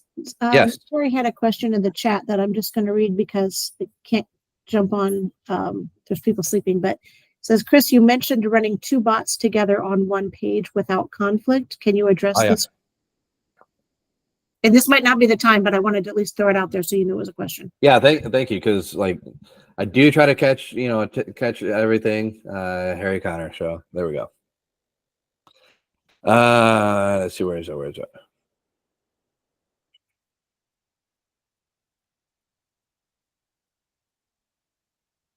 I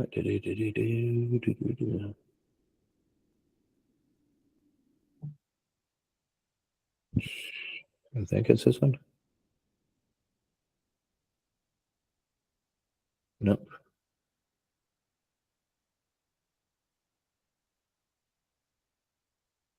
Yeah, man. There we go. Okay. So here's one bot. Here's another bot. This was actually done on, this is a different one too. Like there's two bots on one page. Right now, I'm just utilizing this here for testing purposes too, because some clients want something a little bit nicer. Some clients just like a cheaper version. But so, yes, I did actually have it before I changed this, and I'm not going to get back into changing it around to make that happen. But yeah, it was just different sections in there. So when we go through here and okay, so are we good on the Make and Zapier? Because then I'm going to show you the one other way to do this into Go High Level without Make or Zapier. Who wants to see that one? Me. Okay.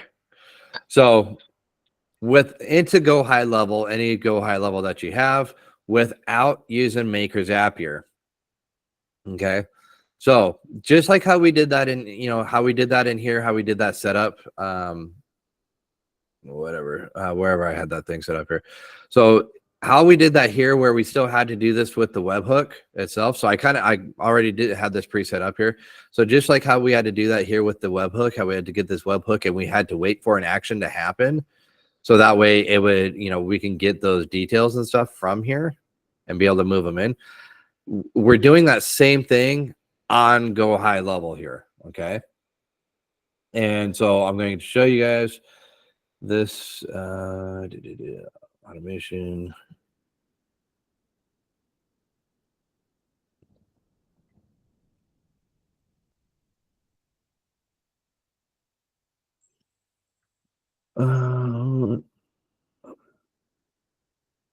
Oh, right here.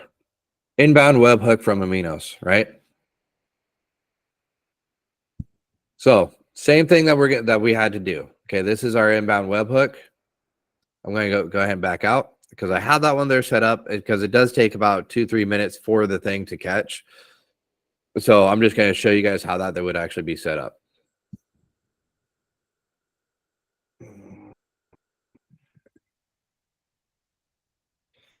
So you're going to come up here in the triggers, up here in the add trigger, and we're going to come down here to inbound webhook.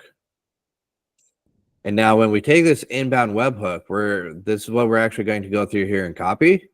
We have to take this. We can't close this yet, but we got to take this webhook. I just copied it. And we would be going over here to the Aminos. Let's see, did I do it in this one? I'm just going to find the one that I actually did it with. Okay. Nope, that's with make. From Sellerbot. Nope. And where did I put that one?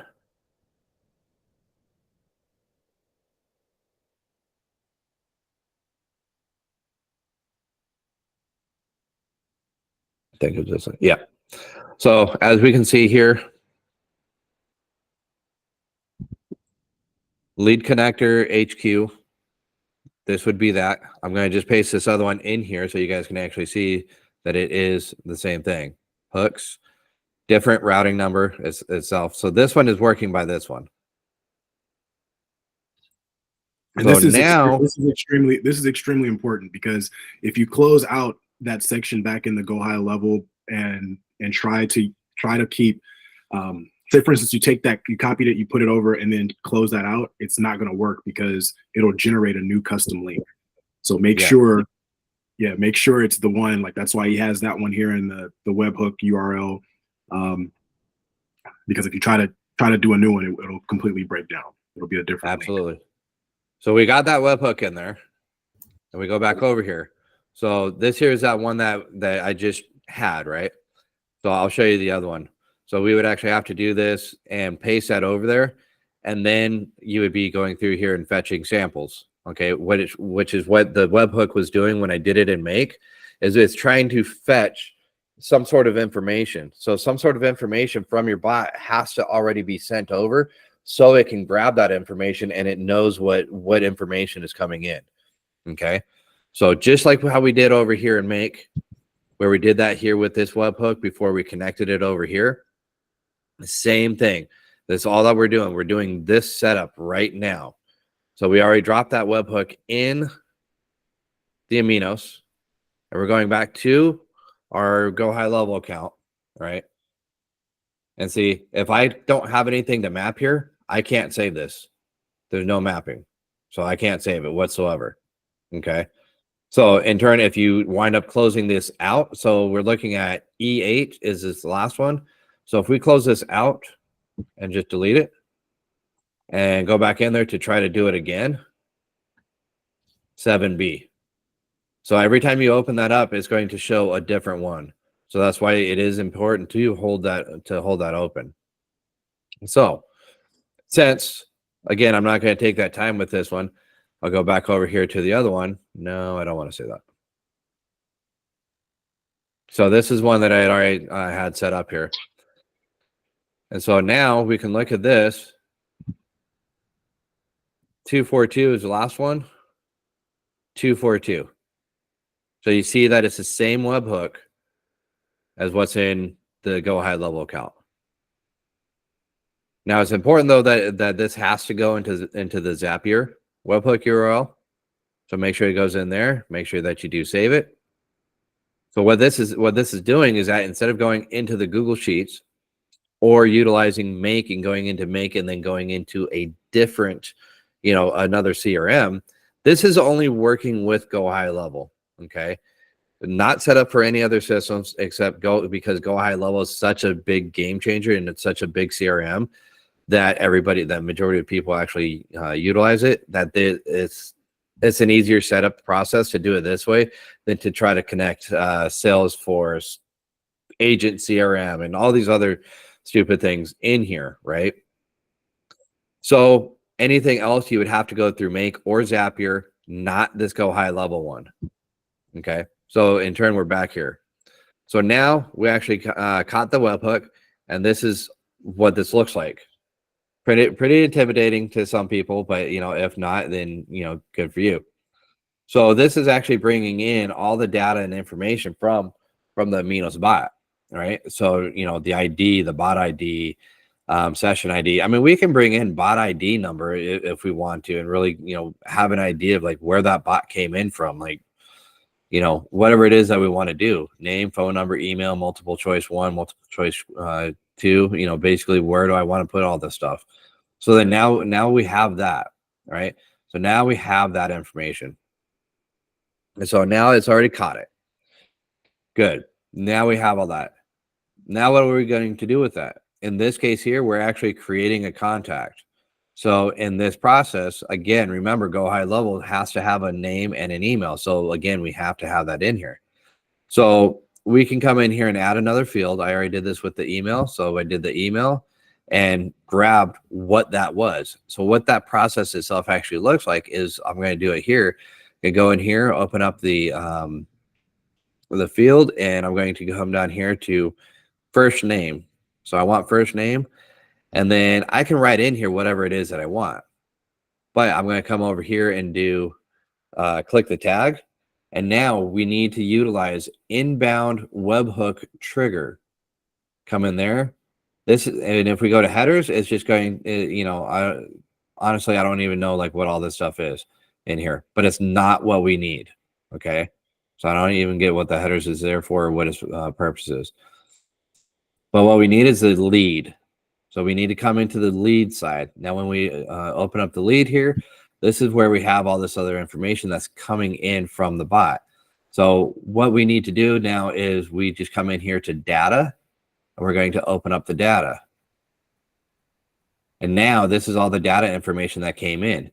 The name, the phone number, the email, the multiple choice 1, 2, and the AI sales automation. AI sales automation is that whole chat. So now we got the first name. I'm going to go name right there. And then I'm going to go ahead and come in here and I'm going to create the AI, let's see, conversation. So the AI conversation, again, now I'm going to come back in here, inbound webhooks, lead, data, slide over. And now I'm going, and I want the AI sales automation. Now that means that all that information is going to go in there. And then now I'm going to, again, do everything else on there. So what do I want? What other field do I want to go in there? So like those choices, right? I can sit there and say reason for selling, right? Reason for selling. And I can click on this and we can go into do this whole thing again. And why is this thing so slow? So low. Okay. There we go. I'm missing part of my thing. Lead. And data again. And sorry, my thing is hidden behind there. I can't really move that. So we will go to like multiple choice 1. Right. So now it's going to take whatever was in that multiple choice field and it's going to drop that in there. So now we kind of have what's going on here. Now we're going to go ahead and save that. Okay. So now what we've actually done here is from the bot, from this bot, we've actually just taken it and it's going to send all this information over directly into our GHL account. And now by this webhook, now after 100 uses, then it comes out to be like a penny per use. Okay. Per essentially per contact that would come in. So now we have all the information here for that's coming in from the webhook. And now we just went through and what did we do? We created a contact, being the name, email, phone number too. Let's go ahead and do that because I want to make sure that goes in too. So, so I want to do the phone number field. Yeah, phone.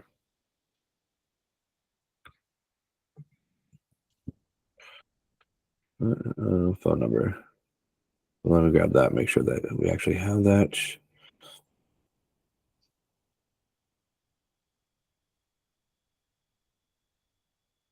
Take that phone right there. So again, like I said, we're going through with the webhook. It's instead of using Make or Zapier, we're using directly with Go High Level. And like I said, Go High Level is the only one that's actually doing this. without having to use Maker's Zapier. Now we've actually gone through here to create this contact. Now I actually have to turn this on. All right. So Hey, then Chris, now, did you want to do those tags real quick on that? yeah, let me go ahead and add a quick tag here really quick. So let's do tag Aminos Bot. You know, let me create a new one here.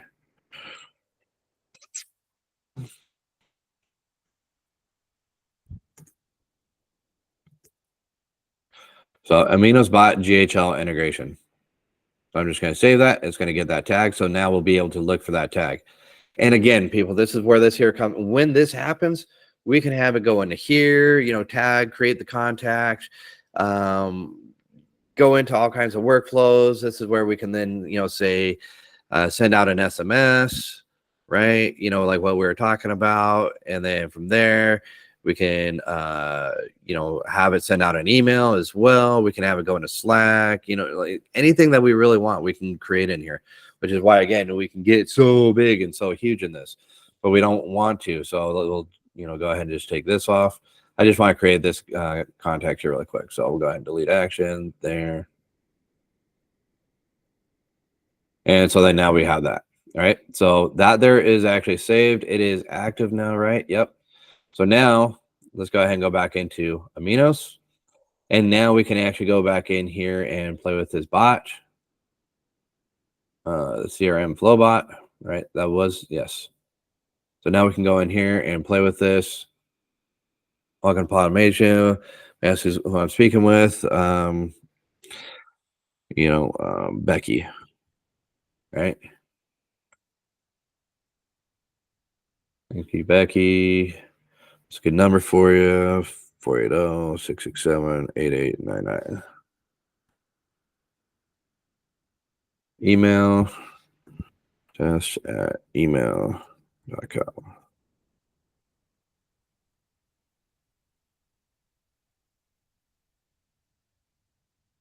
Thanks for that, Becky. I appreciate it. Manage leads effectively.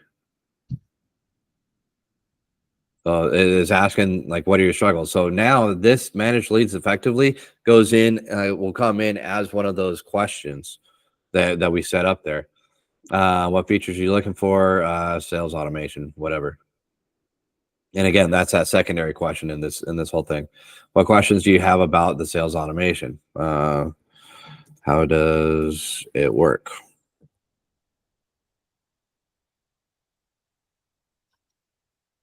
Again, So sales automation works by using technology to automate repetitive tasks in the sales process, such as lead capture, follow-up emails, appointment scheduling, and date entry. So you can go through here and ask anything. How can I see a demo? Boom, there you go. We can click that. Bang! Look, takes us right there. So now we've actually seen that as, you know, gone through. It should have actually gone through with everything by now. So let me go ahead and close this one out. And let's go through here, refresh this.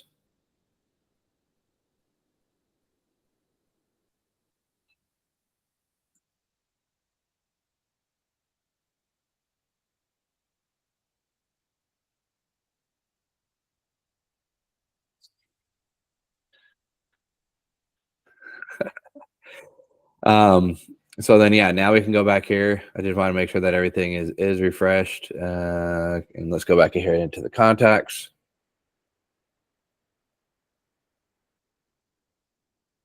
Okay, it hasn't caught up yet. But again, my system's running a little slow today. So we'll give it a moment for that whole thing to catch up, because we did say Becky. Am I even in the correct account? Yes, I am, because it was. Okay, so let me just see how long I got my wait time on here set up for. Okay, conversation cache time, 1 minute. Flow builder.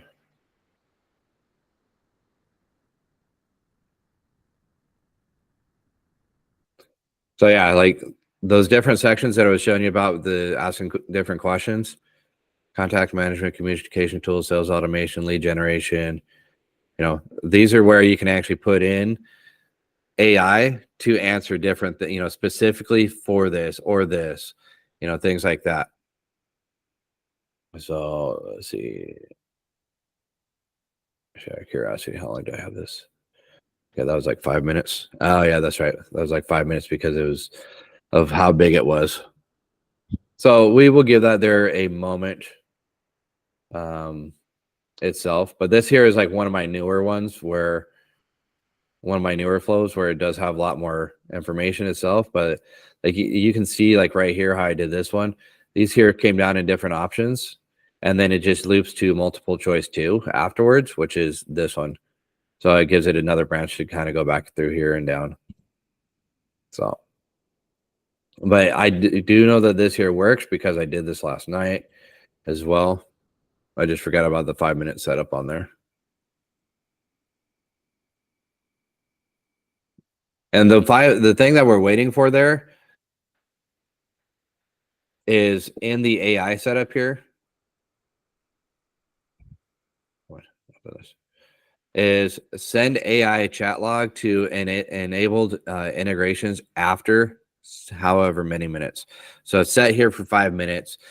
In this case, it's not going to affect anything if I change it now because it's not going to refresh it. It's already set up that it's supposed to go after this 5 minutes. So it does have to wait for that 5 minutes.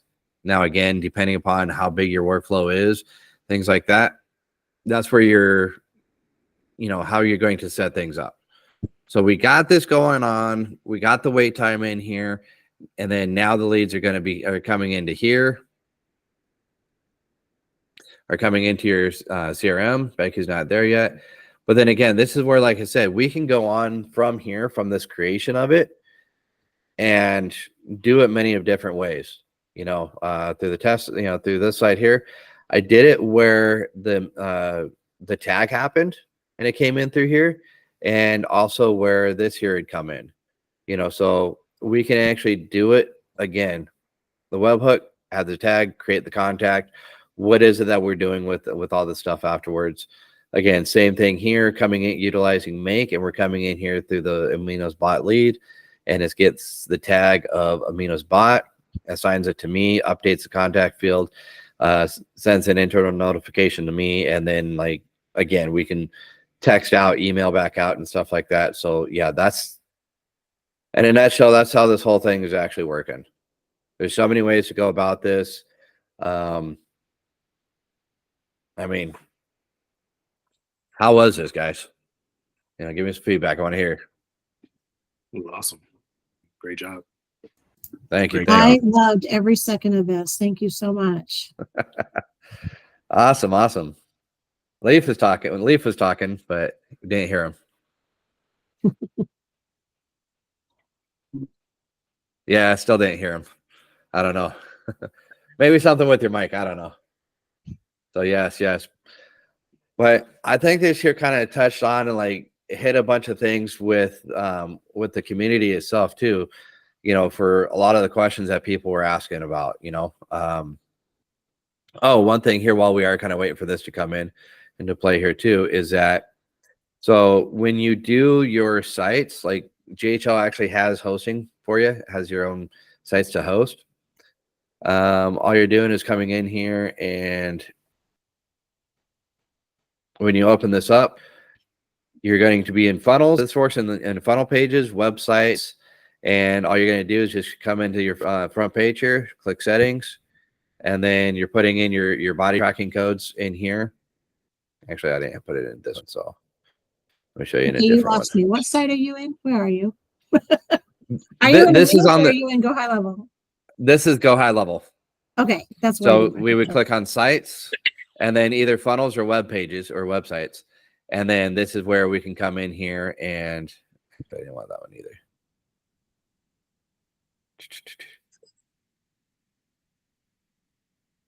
And we would just come up here to settings, and then this is where you would put the GHL body tracking code.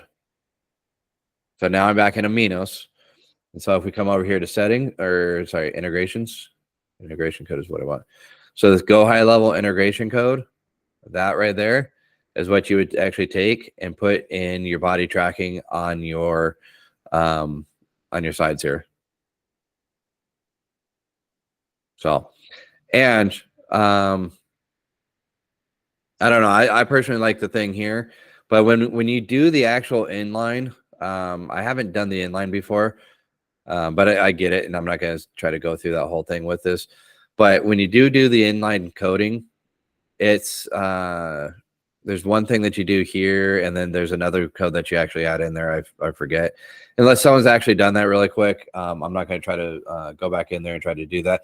I just like the little thing in the corner there, because most of the times I'm not sure how I feel about it being on an actual website, other than the fact of just being right there in the corner.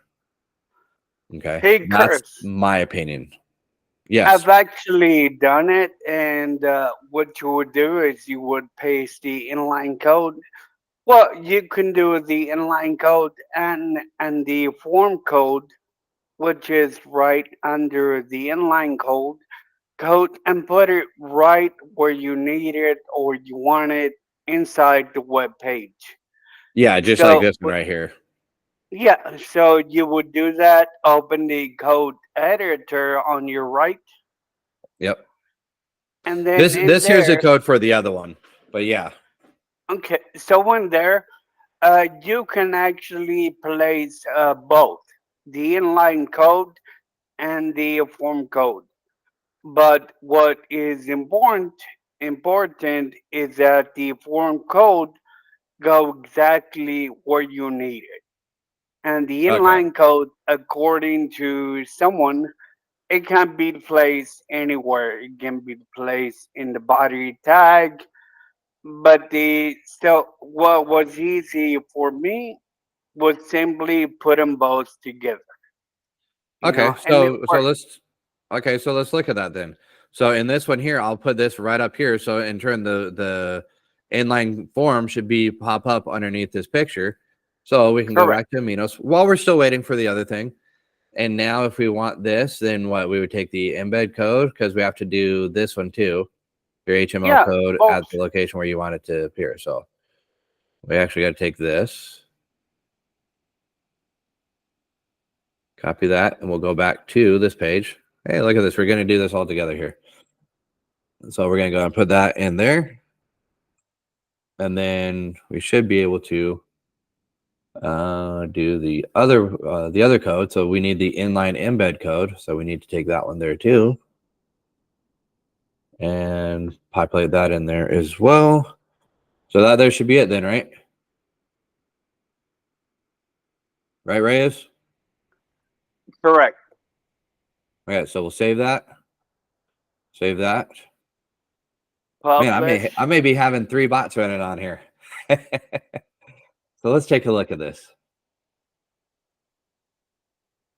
We got that one, that one. Actually, let me take this one off here just in case. This one here might be screwing it up.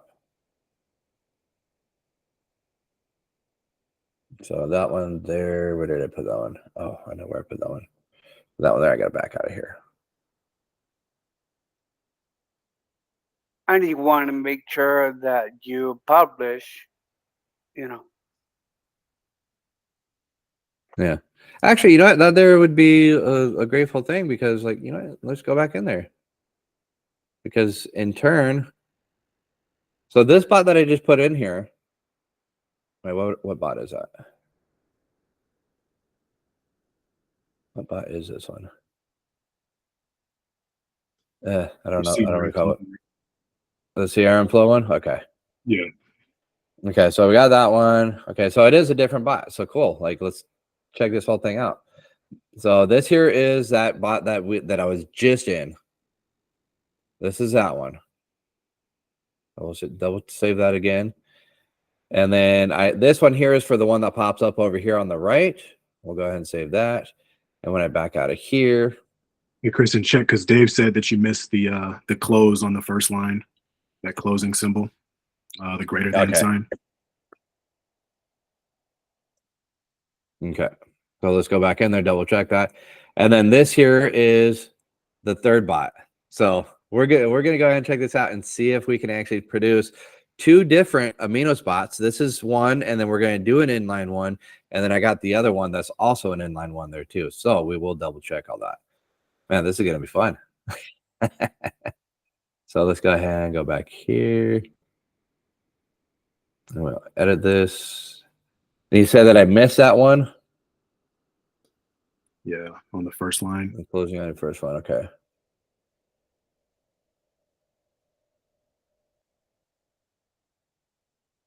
Oh, this one over here. Yeah. All right. Oops, sorry. All right, there we go.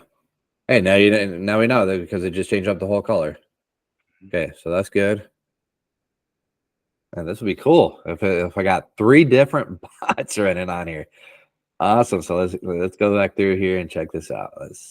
If that works, that'd be refresh really this. cool to have a demo page with 3 completely different Right. functions of bots, like to show people. That'd be awesome. Not that I follow Absolutely. 50% of what you just did, but I'll follow back up on this. Oh yeah. This recording is going to go in here, and the people that weren't here, I guarantee I'm going to be getting a lot of these questions. Yeah, no, but it about all all this makes stuff. sense. You're just fast. That's all. It's good. Hey, Diane, take it from me. Listen, it took me about 4 to 6 months to really to feel confident about Go High Level. It's a massive program. It does a lot, and I strongly suggest taking your time bit by bit and figuring out different sections of it before you try to figure everything out. Yes, but if you're doing it, if you're working within a particular type of niche, you will not touch everything. So that's the other thing. You got to make sure like what it is that you're doing. Because there's things I get distracted too. I'm like, oh wow, that's cool. But then it's like, what do I need that for? What am I really using that for? That's always a good question to ask yourself. Always. Exactly. I mean, my biggest discrepancy that I hate, that I very much dislike on Go High Level, is because every time I get in there and I start looking at these workflows, there's just something that I advance on, change on. I mean, I'm trying to get it to just go to the fridge and go, get my food, make dinner and all, like something. Trying to go get it to go get me a beer. So, okay, so it's not popping up here, but I'm going to take out this code here. Oh, who knows? Really quick, who knows this guy? Who knows this guy right here? Who knows this guy? Is that Jarvis? No. No. It's Wall-E. Oh, it is. No. Wall-E. No, it's not. I thought that was Wall-E. It does look like Wally. No, that's Johnny 5. There you go, Jason. Oh, Johnny 5 is alive. Go look it up. Short Circuit, the movie. This is the original AI. The original AI movie. Oh, man, I love it. So let's go in here. Let's go take out this other code here then. Maybe that there might be giving us an issue. So that other one should pop up here.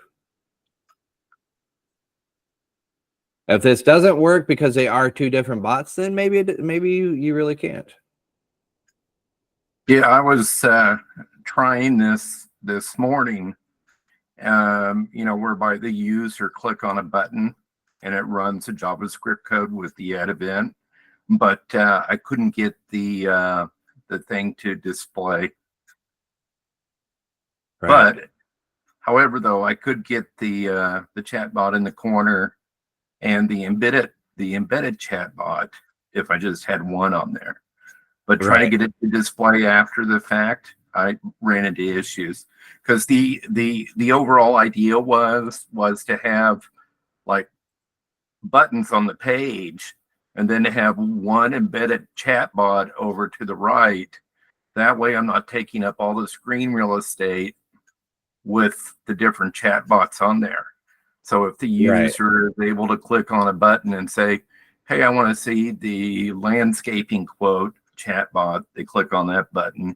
If they want to see the roofing quote chatbot, they would click on that button, and it would just interchange it out within the same embedded form location on the page.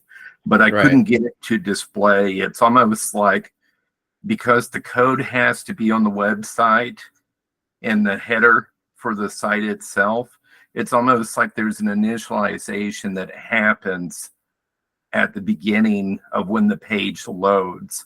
And because I don't know what the button ID is for that reset button on there, I don't really know what to call in order to call that event on the thing in order to get it to refresh itself. So if anybody knows what that ID is on that button, then I can create some JavaScript code that would actually call that reset and force the page to refresh so that it would be able to do that. Does that make sense? Yeah, totally. So it's not, I mean, well, let me ask you this. Why couldn't you just do it through the one bot and then do those different branches like I was doing? I didn't try that. Yeah, that would be like the button approach would be a little bit easier, you know. So I use like a there would be this flow here, right?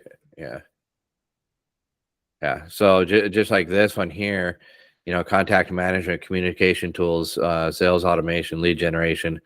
Then that way there's an AI talking about that. That way it's just specific to that. That way, in case you wanted to, if you're running out of room for your prompts and stuff. But let's, you know, so we've done that. So Becky should be over here. Yep. See, there's Becky. After that 5 minutes, after that 5-minute wait, Becky actually came through. And how we can actually check that is we'll go into the contact. So we'll go into the contact and we can go down here, scroll all the way down here at the bottom, and we can look and see what workflows happened. Inbound webhook from Aminos. Bot lead because of the tag, and then opt-in, you know, all that stuff's been done. So we can click on that. And now we're actually going into that workflow that we just created for this, you know, with the webhook. So we can actually see what has actually happened. And again, this is why I love doing this. It created the contact and then it removed it from the workflow. Is that then that's your execution logs, and then you got the enrollment history and things like that. And again, so there you go, guys. I mean, we did that. We got the implementation. You know, I'm happy because we touched on everything. We went over the different various ways of your bots in here, different, you know, ways to put this all this stuff together, and how big these, you know, workflows can actually get, the upsides and the downfalls of the, you know, of utilizing the Google Sheets. We see this here, different answers and stuff like that.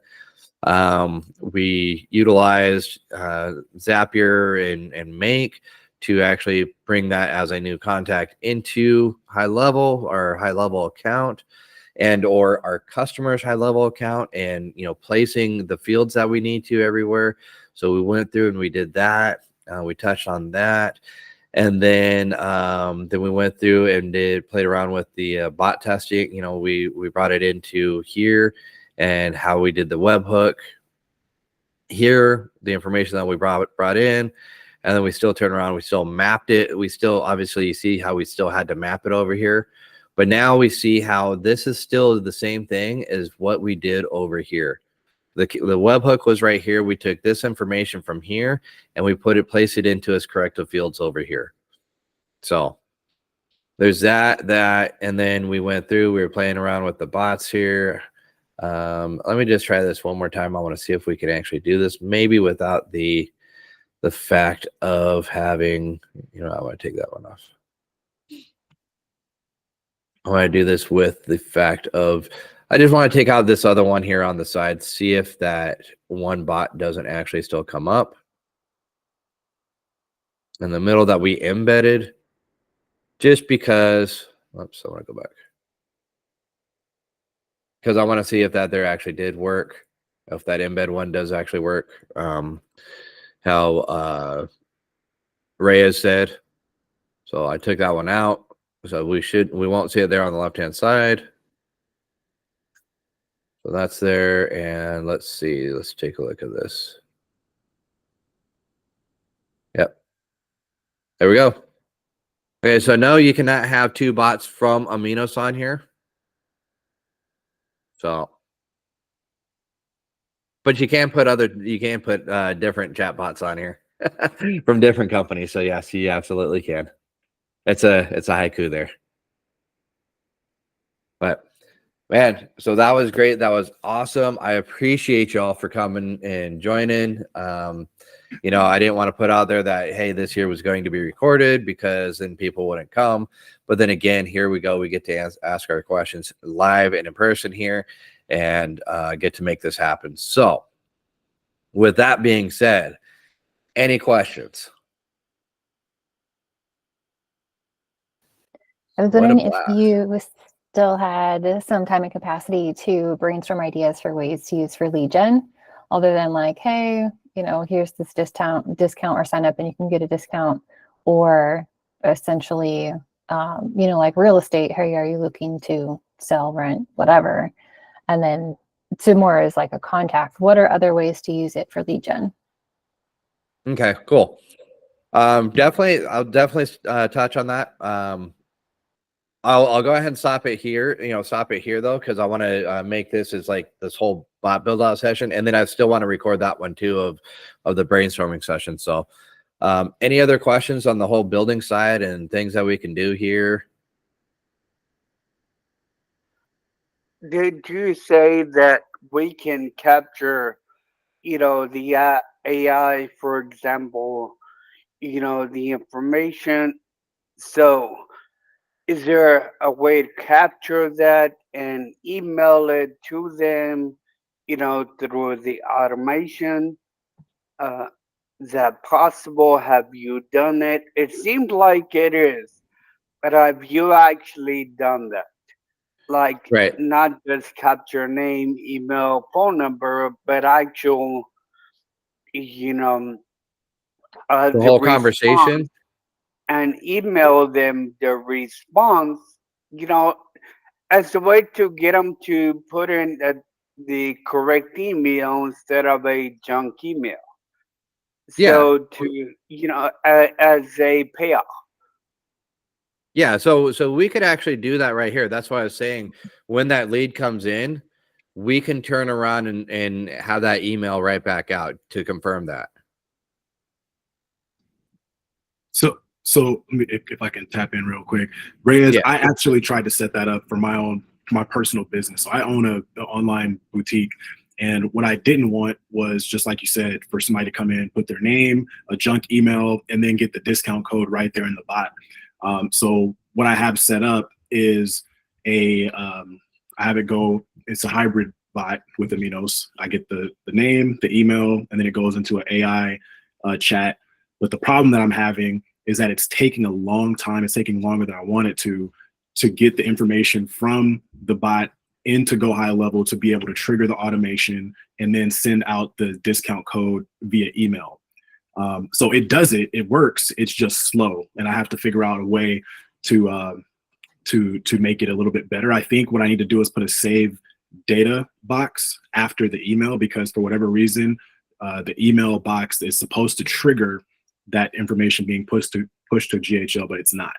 Right. It has to go through the whole workflow before it gets to before it pushes it to Go High Level, and that's the problem that I've run into. So and that's where one of the things of doing the utilizing Make or Zapier, because this is an instantaneous. So as soon as that information comes in, it's instantaneous to come in here.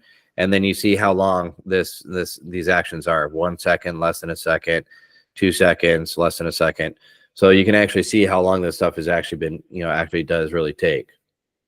Okay. So this may be another way from that, as well too as if you go into your the AI one. Remember, we had this problem down here, send AI chat log afterwards. But yeah, it should ultimately say you can do the save, and I did this before too. I did saves here and like another save up here and another save here, like all kinds of different points. But then it really screwed it up on the other side. So, but you're saying though, Manfred, even if you put the save in here, it would it still won't send it over right away?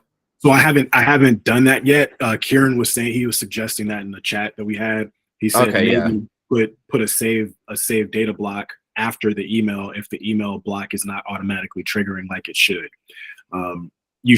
What should happen is after somebody inputs the email, it should already fire and go directly into but what I've found is it's not doing that. And it could be because I've seen some bots where they actually go through converse up at the beginning and then collect the information at the end. You know, because it's kind of one of those things. You want to collect the information at the beginning or give them all the information that they want and then they don't put in their information. Gotcha. Yeah, I'm along the, you know, my philosophy is try to get that up front before you provide them any value, because otherwise they're gonna sap everything from you and then give you some fake information and then you just lost exactly. Now, Reyes, too, you can also put in here too that, hey, you know, for your discount code, you know, we'll be more than happy to give you a discount code. And, you know, we'll send that to your email. You can put that in there as that. And so then that way they would actually be able to be more inclined to actually put that in the correct email, as well as an expirational on that. Yeah, this thing, you know, this discount is good for the next 7 days. Gets them to kind of, you know, put in the stuff that they want. Yes, Leaf. Yeah. Oh, go ahead. That was actually what you just said was my suggestion, is you just tell the person that the code is going to be in the email that they give you. Right. So to make sure that it is legit. That's it. Absolutely. And yes, Reyes, what else were you going to add? Yeah, no, it's you know, some my only thoughts, if there's no workaround,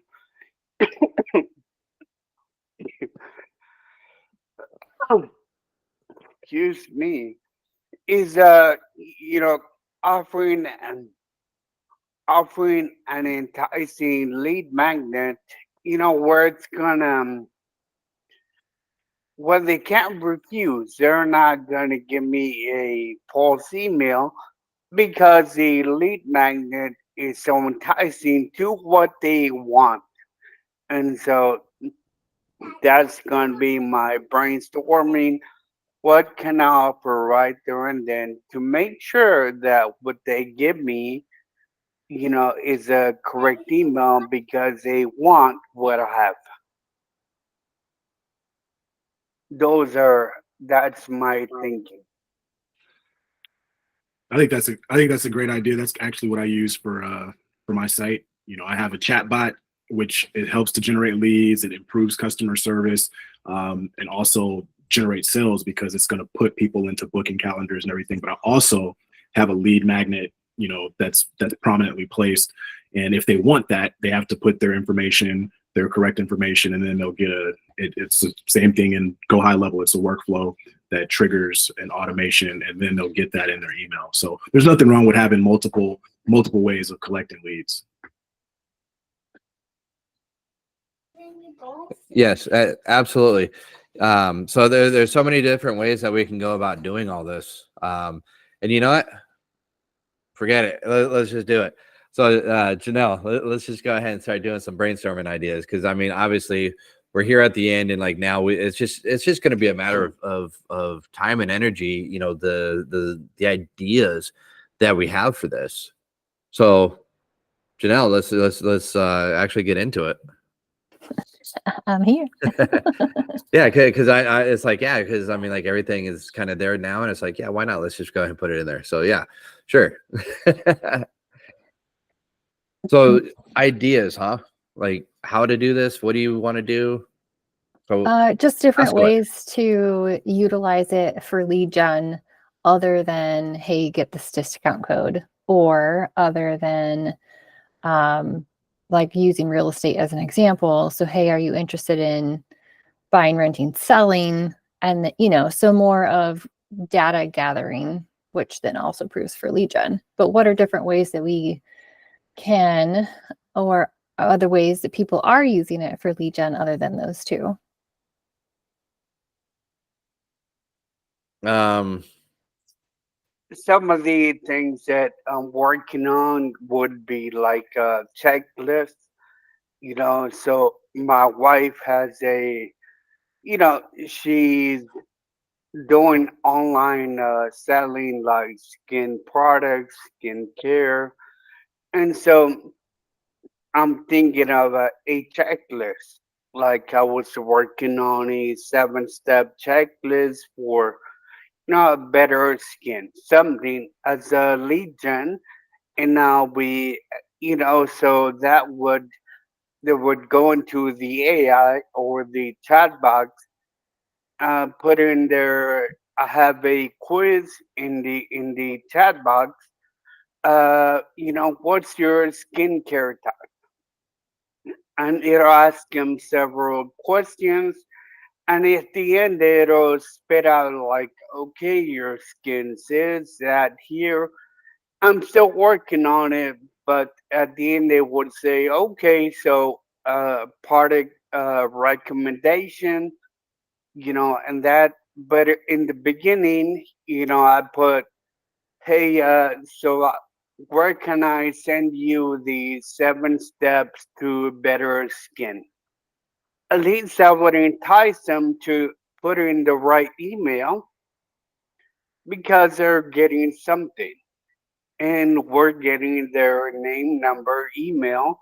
So they're getting the checklist plus they're getting their skincare test, which is free, whether they give a bad email, good email. But at least that checklist is going to entice them to, hey, I better give them the right email. Yeah, so Does that typical make sense? typical freebie lead magnet. Yeah. Yeah, something that makes sense. If they're there for skincare, so it needs to make sense. Right. I cannot be how to get leads when they're looking for better skin. So Reyes, that there really sounds like you're doing more of a sales through the bot. And what I mean by that is,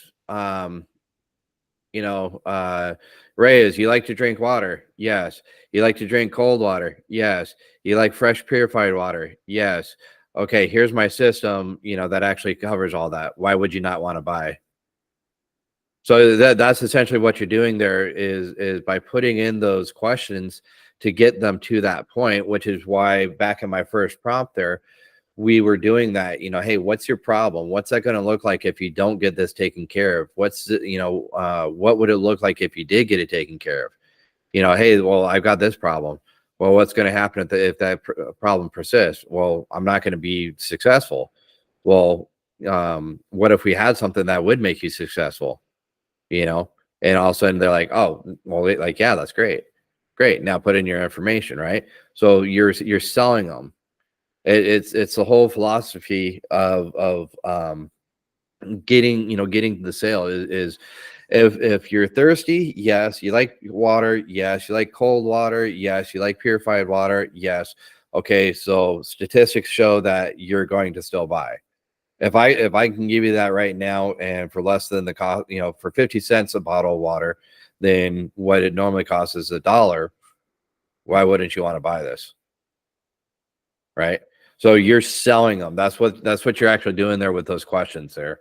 So, but I like what you're doing there, Reyes. So yeah, it's you're essentially pre-qualifying them. So then when they get down there, but in a bot though like this, you can't go too terribly long. That's why I'm playing with the lengths of the chats. Do I want it to be short, like a couple questions?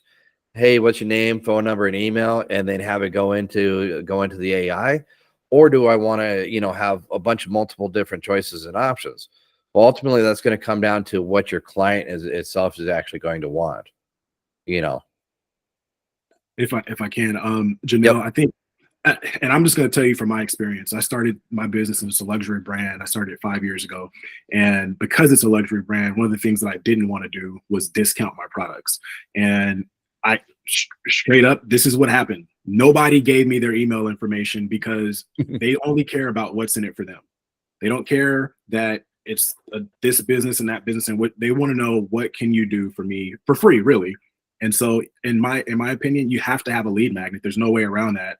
You know, you got to have something that they want in exchange for those email addresses and phone numbers. Otherwise, I mean, you're gonna get a bunch of junk contact information that's useless.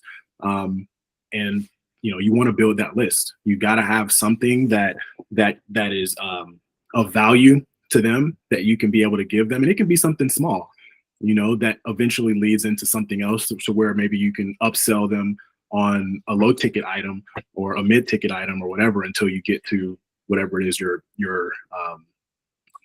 trademark product or service is. You know, but Yeah. I definitely think you have to have, if you're thinking of ways or trying to figure out a way to not provide a lead magnet, I don't think, I mean, I haven't found one yet. You know, I think that it's still, that system works really, really well. Yeah, I hear you. And it totally makes sense. I was actually more wondering through the lens of for my clients. So in the spaces that I'm in, they already have lead magnets. And so for me to come in and say, yeah, we can put this chatbot in to serve as a lead generator and, you know, offer up one of your lead magnets, they're like, well, why would I do that when you've already built it onto my website? Like there's already an opt-in for that. So why have a chatbot do it for me? And so that's where I'm just trying to creatively position it and or think of different ways that it can still serve as a lead generator that's going to at least make sense and be an effective response to their, I already have an opt-in. Well, I think that looking at it as a lead generator in that sense is the wrong way to look at it. Instead, it's increasing their customer service and improving their, giving them more time, right? Because otherwise they're going to be taking calls or texts or emails to answer these frequently asked questions that a chatbot can just answer and gather the same information, right? So they have more time now to do the things that they need to do to generate more money, and the chatbot can do the repetitive tasks for them. So if you frame it that way, they're like, oh yeah, that, you know, I don't have to follow up on this, and this. They can just do that right there on the website. You know, that may be something that they're into. And if it's something that you have to, or that the customer service is currently getting a lot of questions and then maybe giving a quote, that's even better because you're cutting down customer service time and you could collect the information needed, get the email to then send a quote because they want that. They want that follow-up piece. Maybe, I don't know what areas you're in, but that's something that I've been kicking around trying to figure out how to present, how to properly position and present. Right. It's kind of the combination of customer service, saving their time, flowing the information better, and getting the good email for the follow-up. Yeah. So here's what I would say too, is this ultimately comes down to, you know, we're ultimately still selling. We're selling our bots, our service and stuff like that. So a recommendation that I do have for you, for everybody, is that if you're looking at trying to get things better itself, is understand sales. And what I mean by that is that, Janelle, your clients, you know, some of these clients of yours already have a chatbot. Okay, well, that's cool. You mind if I ask for, like, what does it do? Like, you know, well, it collects this information. Well, then what happens? Well, then it just goes in, you know, example, we'll use this here. Well, then it just goes into a spreadsheet. Okay, well, then what happens after that spreadsheet? Well, then, you know, at the end of the night, that's one of the processes. I got to go through, take that whole spreadsheet and then upload it into our system and stuff. Oh, okay. You know, how's that working out for you? Well, it's a very repetitive task that I got to be doing at the end of the night. I'm not, you know, truly happy with. You know, it's not fun. Okay. So in turn, your leads are not getting in until the end of the night when they're getting then uploaded into the system at that time. So you're essentially, somebody, you know, says yes, they want their product at 10 a.m. and then it doesn't go through the system until, you know, that night to continue on. Yes, that's correct. Okay. Well, what if I could show you something that would, when they say yes now, it will get them their answer right away. And you don't have to worry about putting that information in there. So then now you already have that product, but now I just showed you how mine is better. If something like that, you know, was available, would you want to take a look at it? Now you're selling them on what your product's doing. Because at the end of the day, we're not selling chatbots, right? We're selling results to our clients. Yes. Like, because anybody has a chatbot. Like, you can go find a chatbot for free on a bunch of different websites, right? But is that going to be the same result that you're going to be able to provide for your client in that specific niche? You know, and so that's kind of how you have to look at it. And definitely, whether it's high level or whatever other software is out there, you know, having that down and understanding that, or at least having somebody on your team that understands that to do those automations, that adds so much more value to what you can provide to your client, and they're going to pay for it. You know, I commend you for doing $47, man, because I can't. Listen, I'm not selling any of the bots for less than $250. You know, and that's a setup fee, right? $250, right. And then the $35 a month service fee. You know, and so I know a couple people too, man, that are doing $1,000 setup fee. But it really just depends, like, on the value that you're giving the client, and you know, exactly. I think if you're not gonna give them access to the back end, which I don't suggest doing anyway, you know, charge them a monthly fee, and then you can start really bumping up your monthly recurring revenue. You get 10 people at you know, $35 a month. That's an extra $350 a month recurring. You know, why wouldn't you? So yeah, exactly. And it all goes back down to like what it is that you're doing. Hey, somebody just wants a chatbot on their page. Okay, cool. Here you go, $47. Well, now you want me to connect it to a Google Sheet? Okay. But then now you want me to go into, you know, attach it to Make and have it go in there instantly. And then now you want me to build out your system. So when that lead comes in from my bot, it's going to go through and do this, and this. Like, yeah, that's all upcharging. Manfred, you want a bot? Cool, $47. Here you go. I'll put that on your site and call it a day. What happens with everything afterwards? Like, that's on you. Oh, but you want it to go into your system. Okay. Well, now I'm going to charge you a setup fee on that. Now I'll charge you $250 plus the 47. So now you're at 300. So I'm collecting $300 right there. Okay. Well, now I want it to come into my system, but like, I want to make sure that it's working. Okay. Well, now it's going to be the $250 plus $47 a month, because I got to manage that in case anything happens. I'm that guy that's got to come in and come fix that. There you go. Yep. You know, so again, it depends on how you really want to do it. You know, you can do a yearly subscription too, and just say, hey, you know, $47 a month, or, you know, $250 for the year, and just call it good. Yeah, and please, everybody, get out of the mindset of, oh, well, they can just go to Aminos and pay the $47 lifetime and do it themselves. Yeah, they could, and if they wanted to do that, they do it. You know, exactly. At the end of the day, most people don't want to do it themselves, which is why they're in the market for somebody to do it for them. So that's where we step in and we do it for them, and we charge our fee and then add tax. Yes, because you know, I mean, really, in reality, there's so much here that we, you know, it's like people are like, you know, like he was saying, well, what's going to stop them from going to Aminos and to go get it themselves? Okay, that's fine. Absolutely, go right ahead and go do that. You know, I do this here with my system. I have a blank setup here too, right? People are like, well, what's stopping me from going to go high level? I'm like, okay, great. Go to high level. This is what you're getting. Now go figure out everything else that I just showed you here, and all these workflows and all these automations here, and all this time and effort that I've put into all this. These are folders, so there's a lot of different ones inside here too. So then now you go through and go figure that out. Sure, go for it. $97, you get 3 accounts, dude. Go have at it. But you're gonna do that, and then you're gonna be right here, and then you're still gonna turn around and call me up because you can't figure it out. So I'm like, yeah, dude, go for it. Like, absolutely, go for it. I mean, I even sell the snapshot of my Go High Low account, and people will sit there and be like, yeah, cool, man, thanks, I got it, you know, and I sell it for $1,000. I'm like, here you go.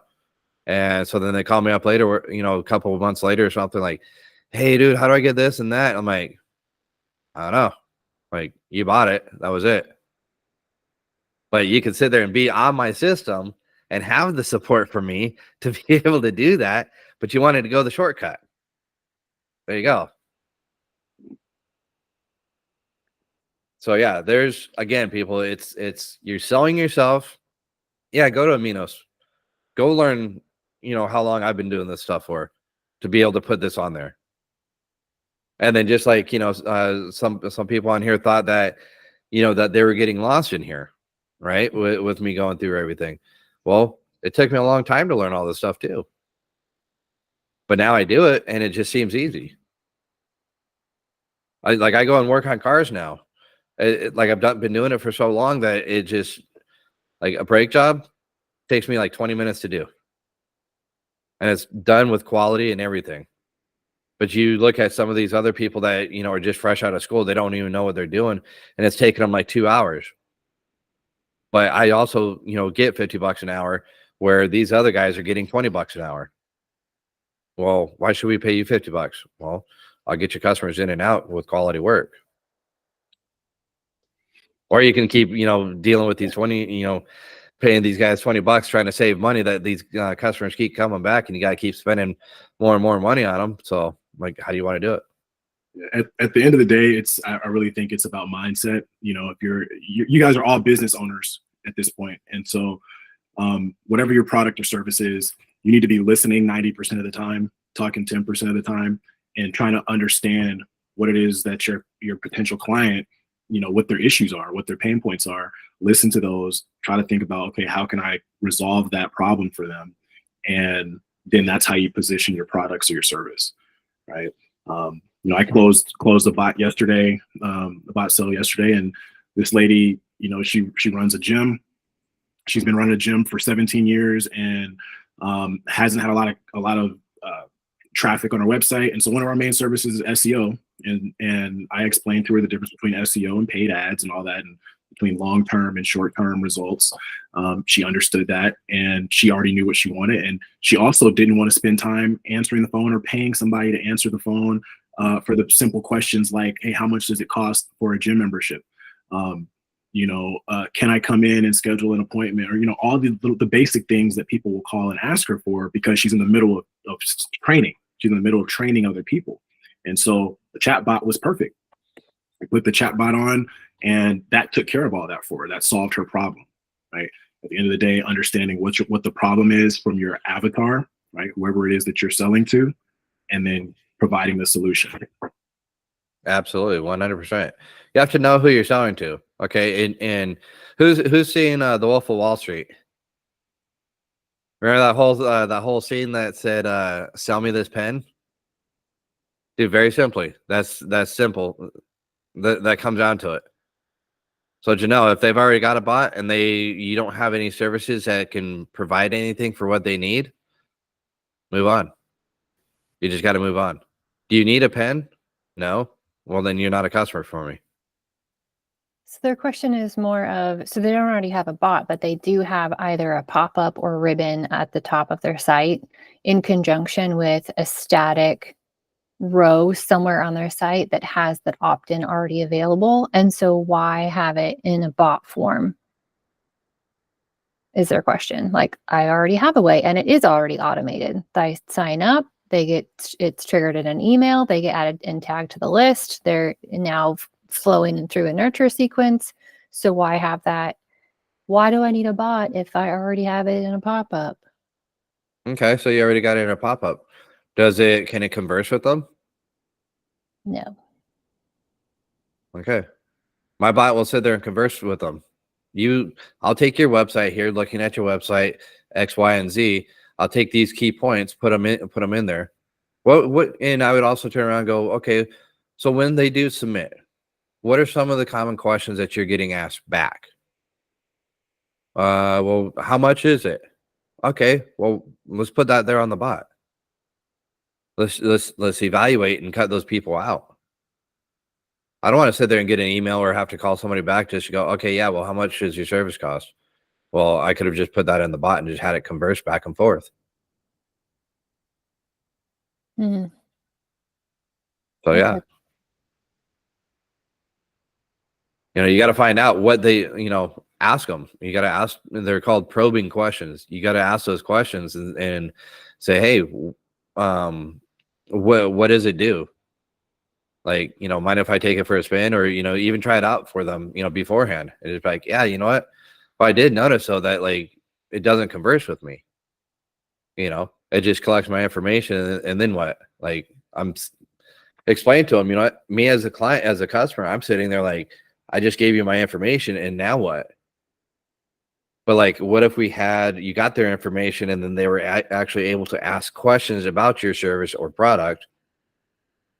Just that, what if it could be engaging with them to get them, to get them enticed to want to, really look forward to your product or service. I mean, first, what is the main reasons for selling reasons would be to segment, those who are qualified and those who are not, based on the conversation with the bot. In other words, before you even talk to anyone, they've already been segmented or qualified through a simple conversation. Exactly. And you can even instruct the bot if they, have this, and this, then you set up an appointment. If not, gladly thank them, and, and it seems like we're not a good fit at this time. And what people need now, they're looking for now, is time, freedom, and they're willing to pay for that.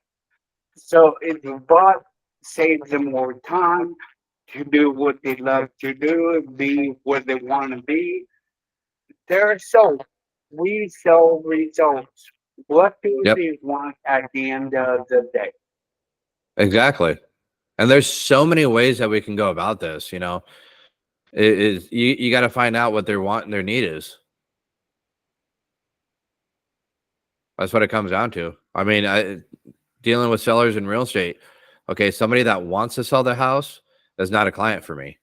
Somebody that needs to sell, they are a client for me, because they need something versus they want. So, for instance, Leaf is sitting there and hey, do you want $5?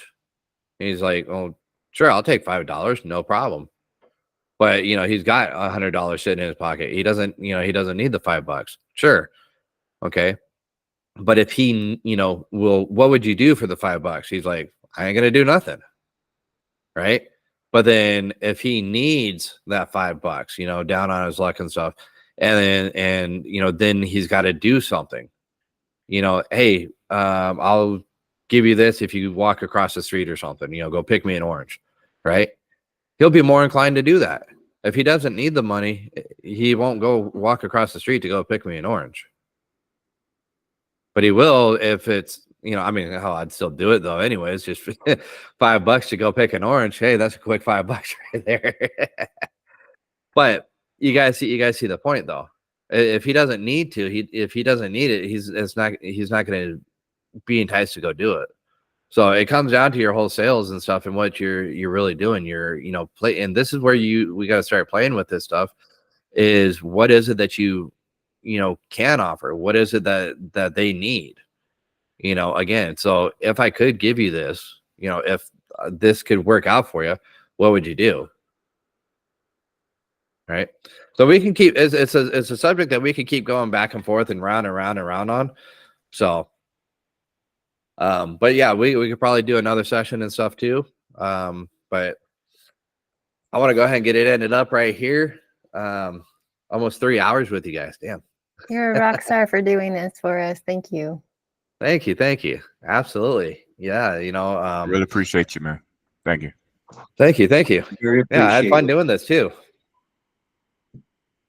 Thank you all. I appreciate you all for coming in, and like I said, I'll go ahead and be posting this up in the group there too, so everyone else can have access. And you know, see what fun they missed out on. So, well, cool guys. I thank you. I appreciate you for stopping on by. You know, thanks for being here and hanging out with me. And I hope I was able to bring, you know, enough value and knowledge and stuff to you guys about, you know, one, how to do things, how to look at things, and like other things that you can do with it, and the different ways that we can go through and connect these bots and stuff. And like in reality, kind of how simple it really is. So cool. Enjoy this. Love you guys. Take care.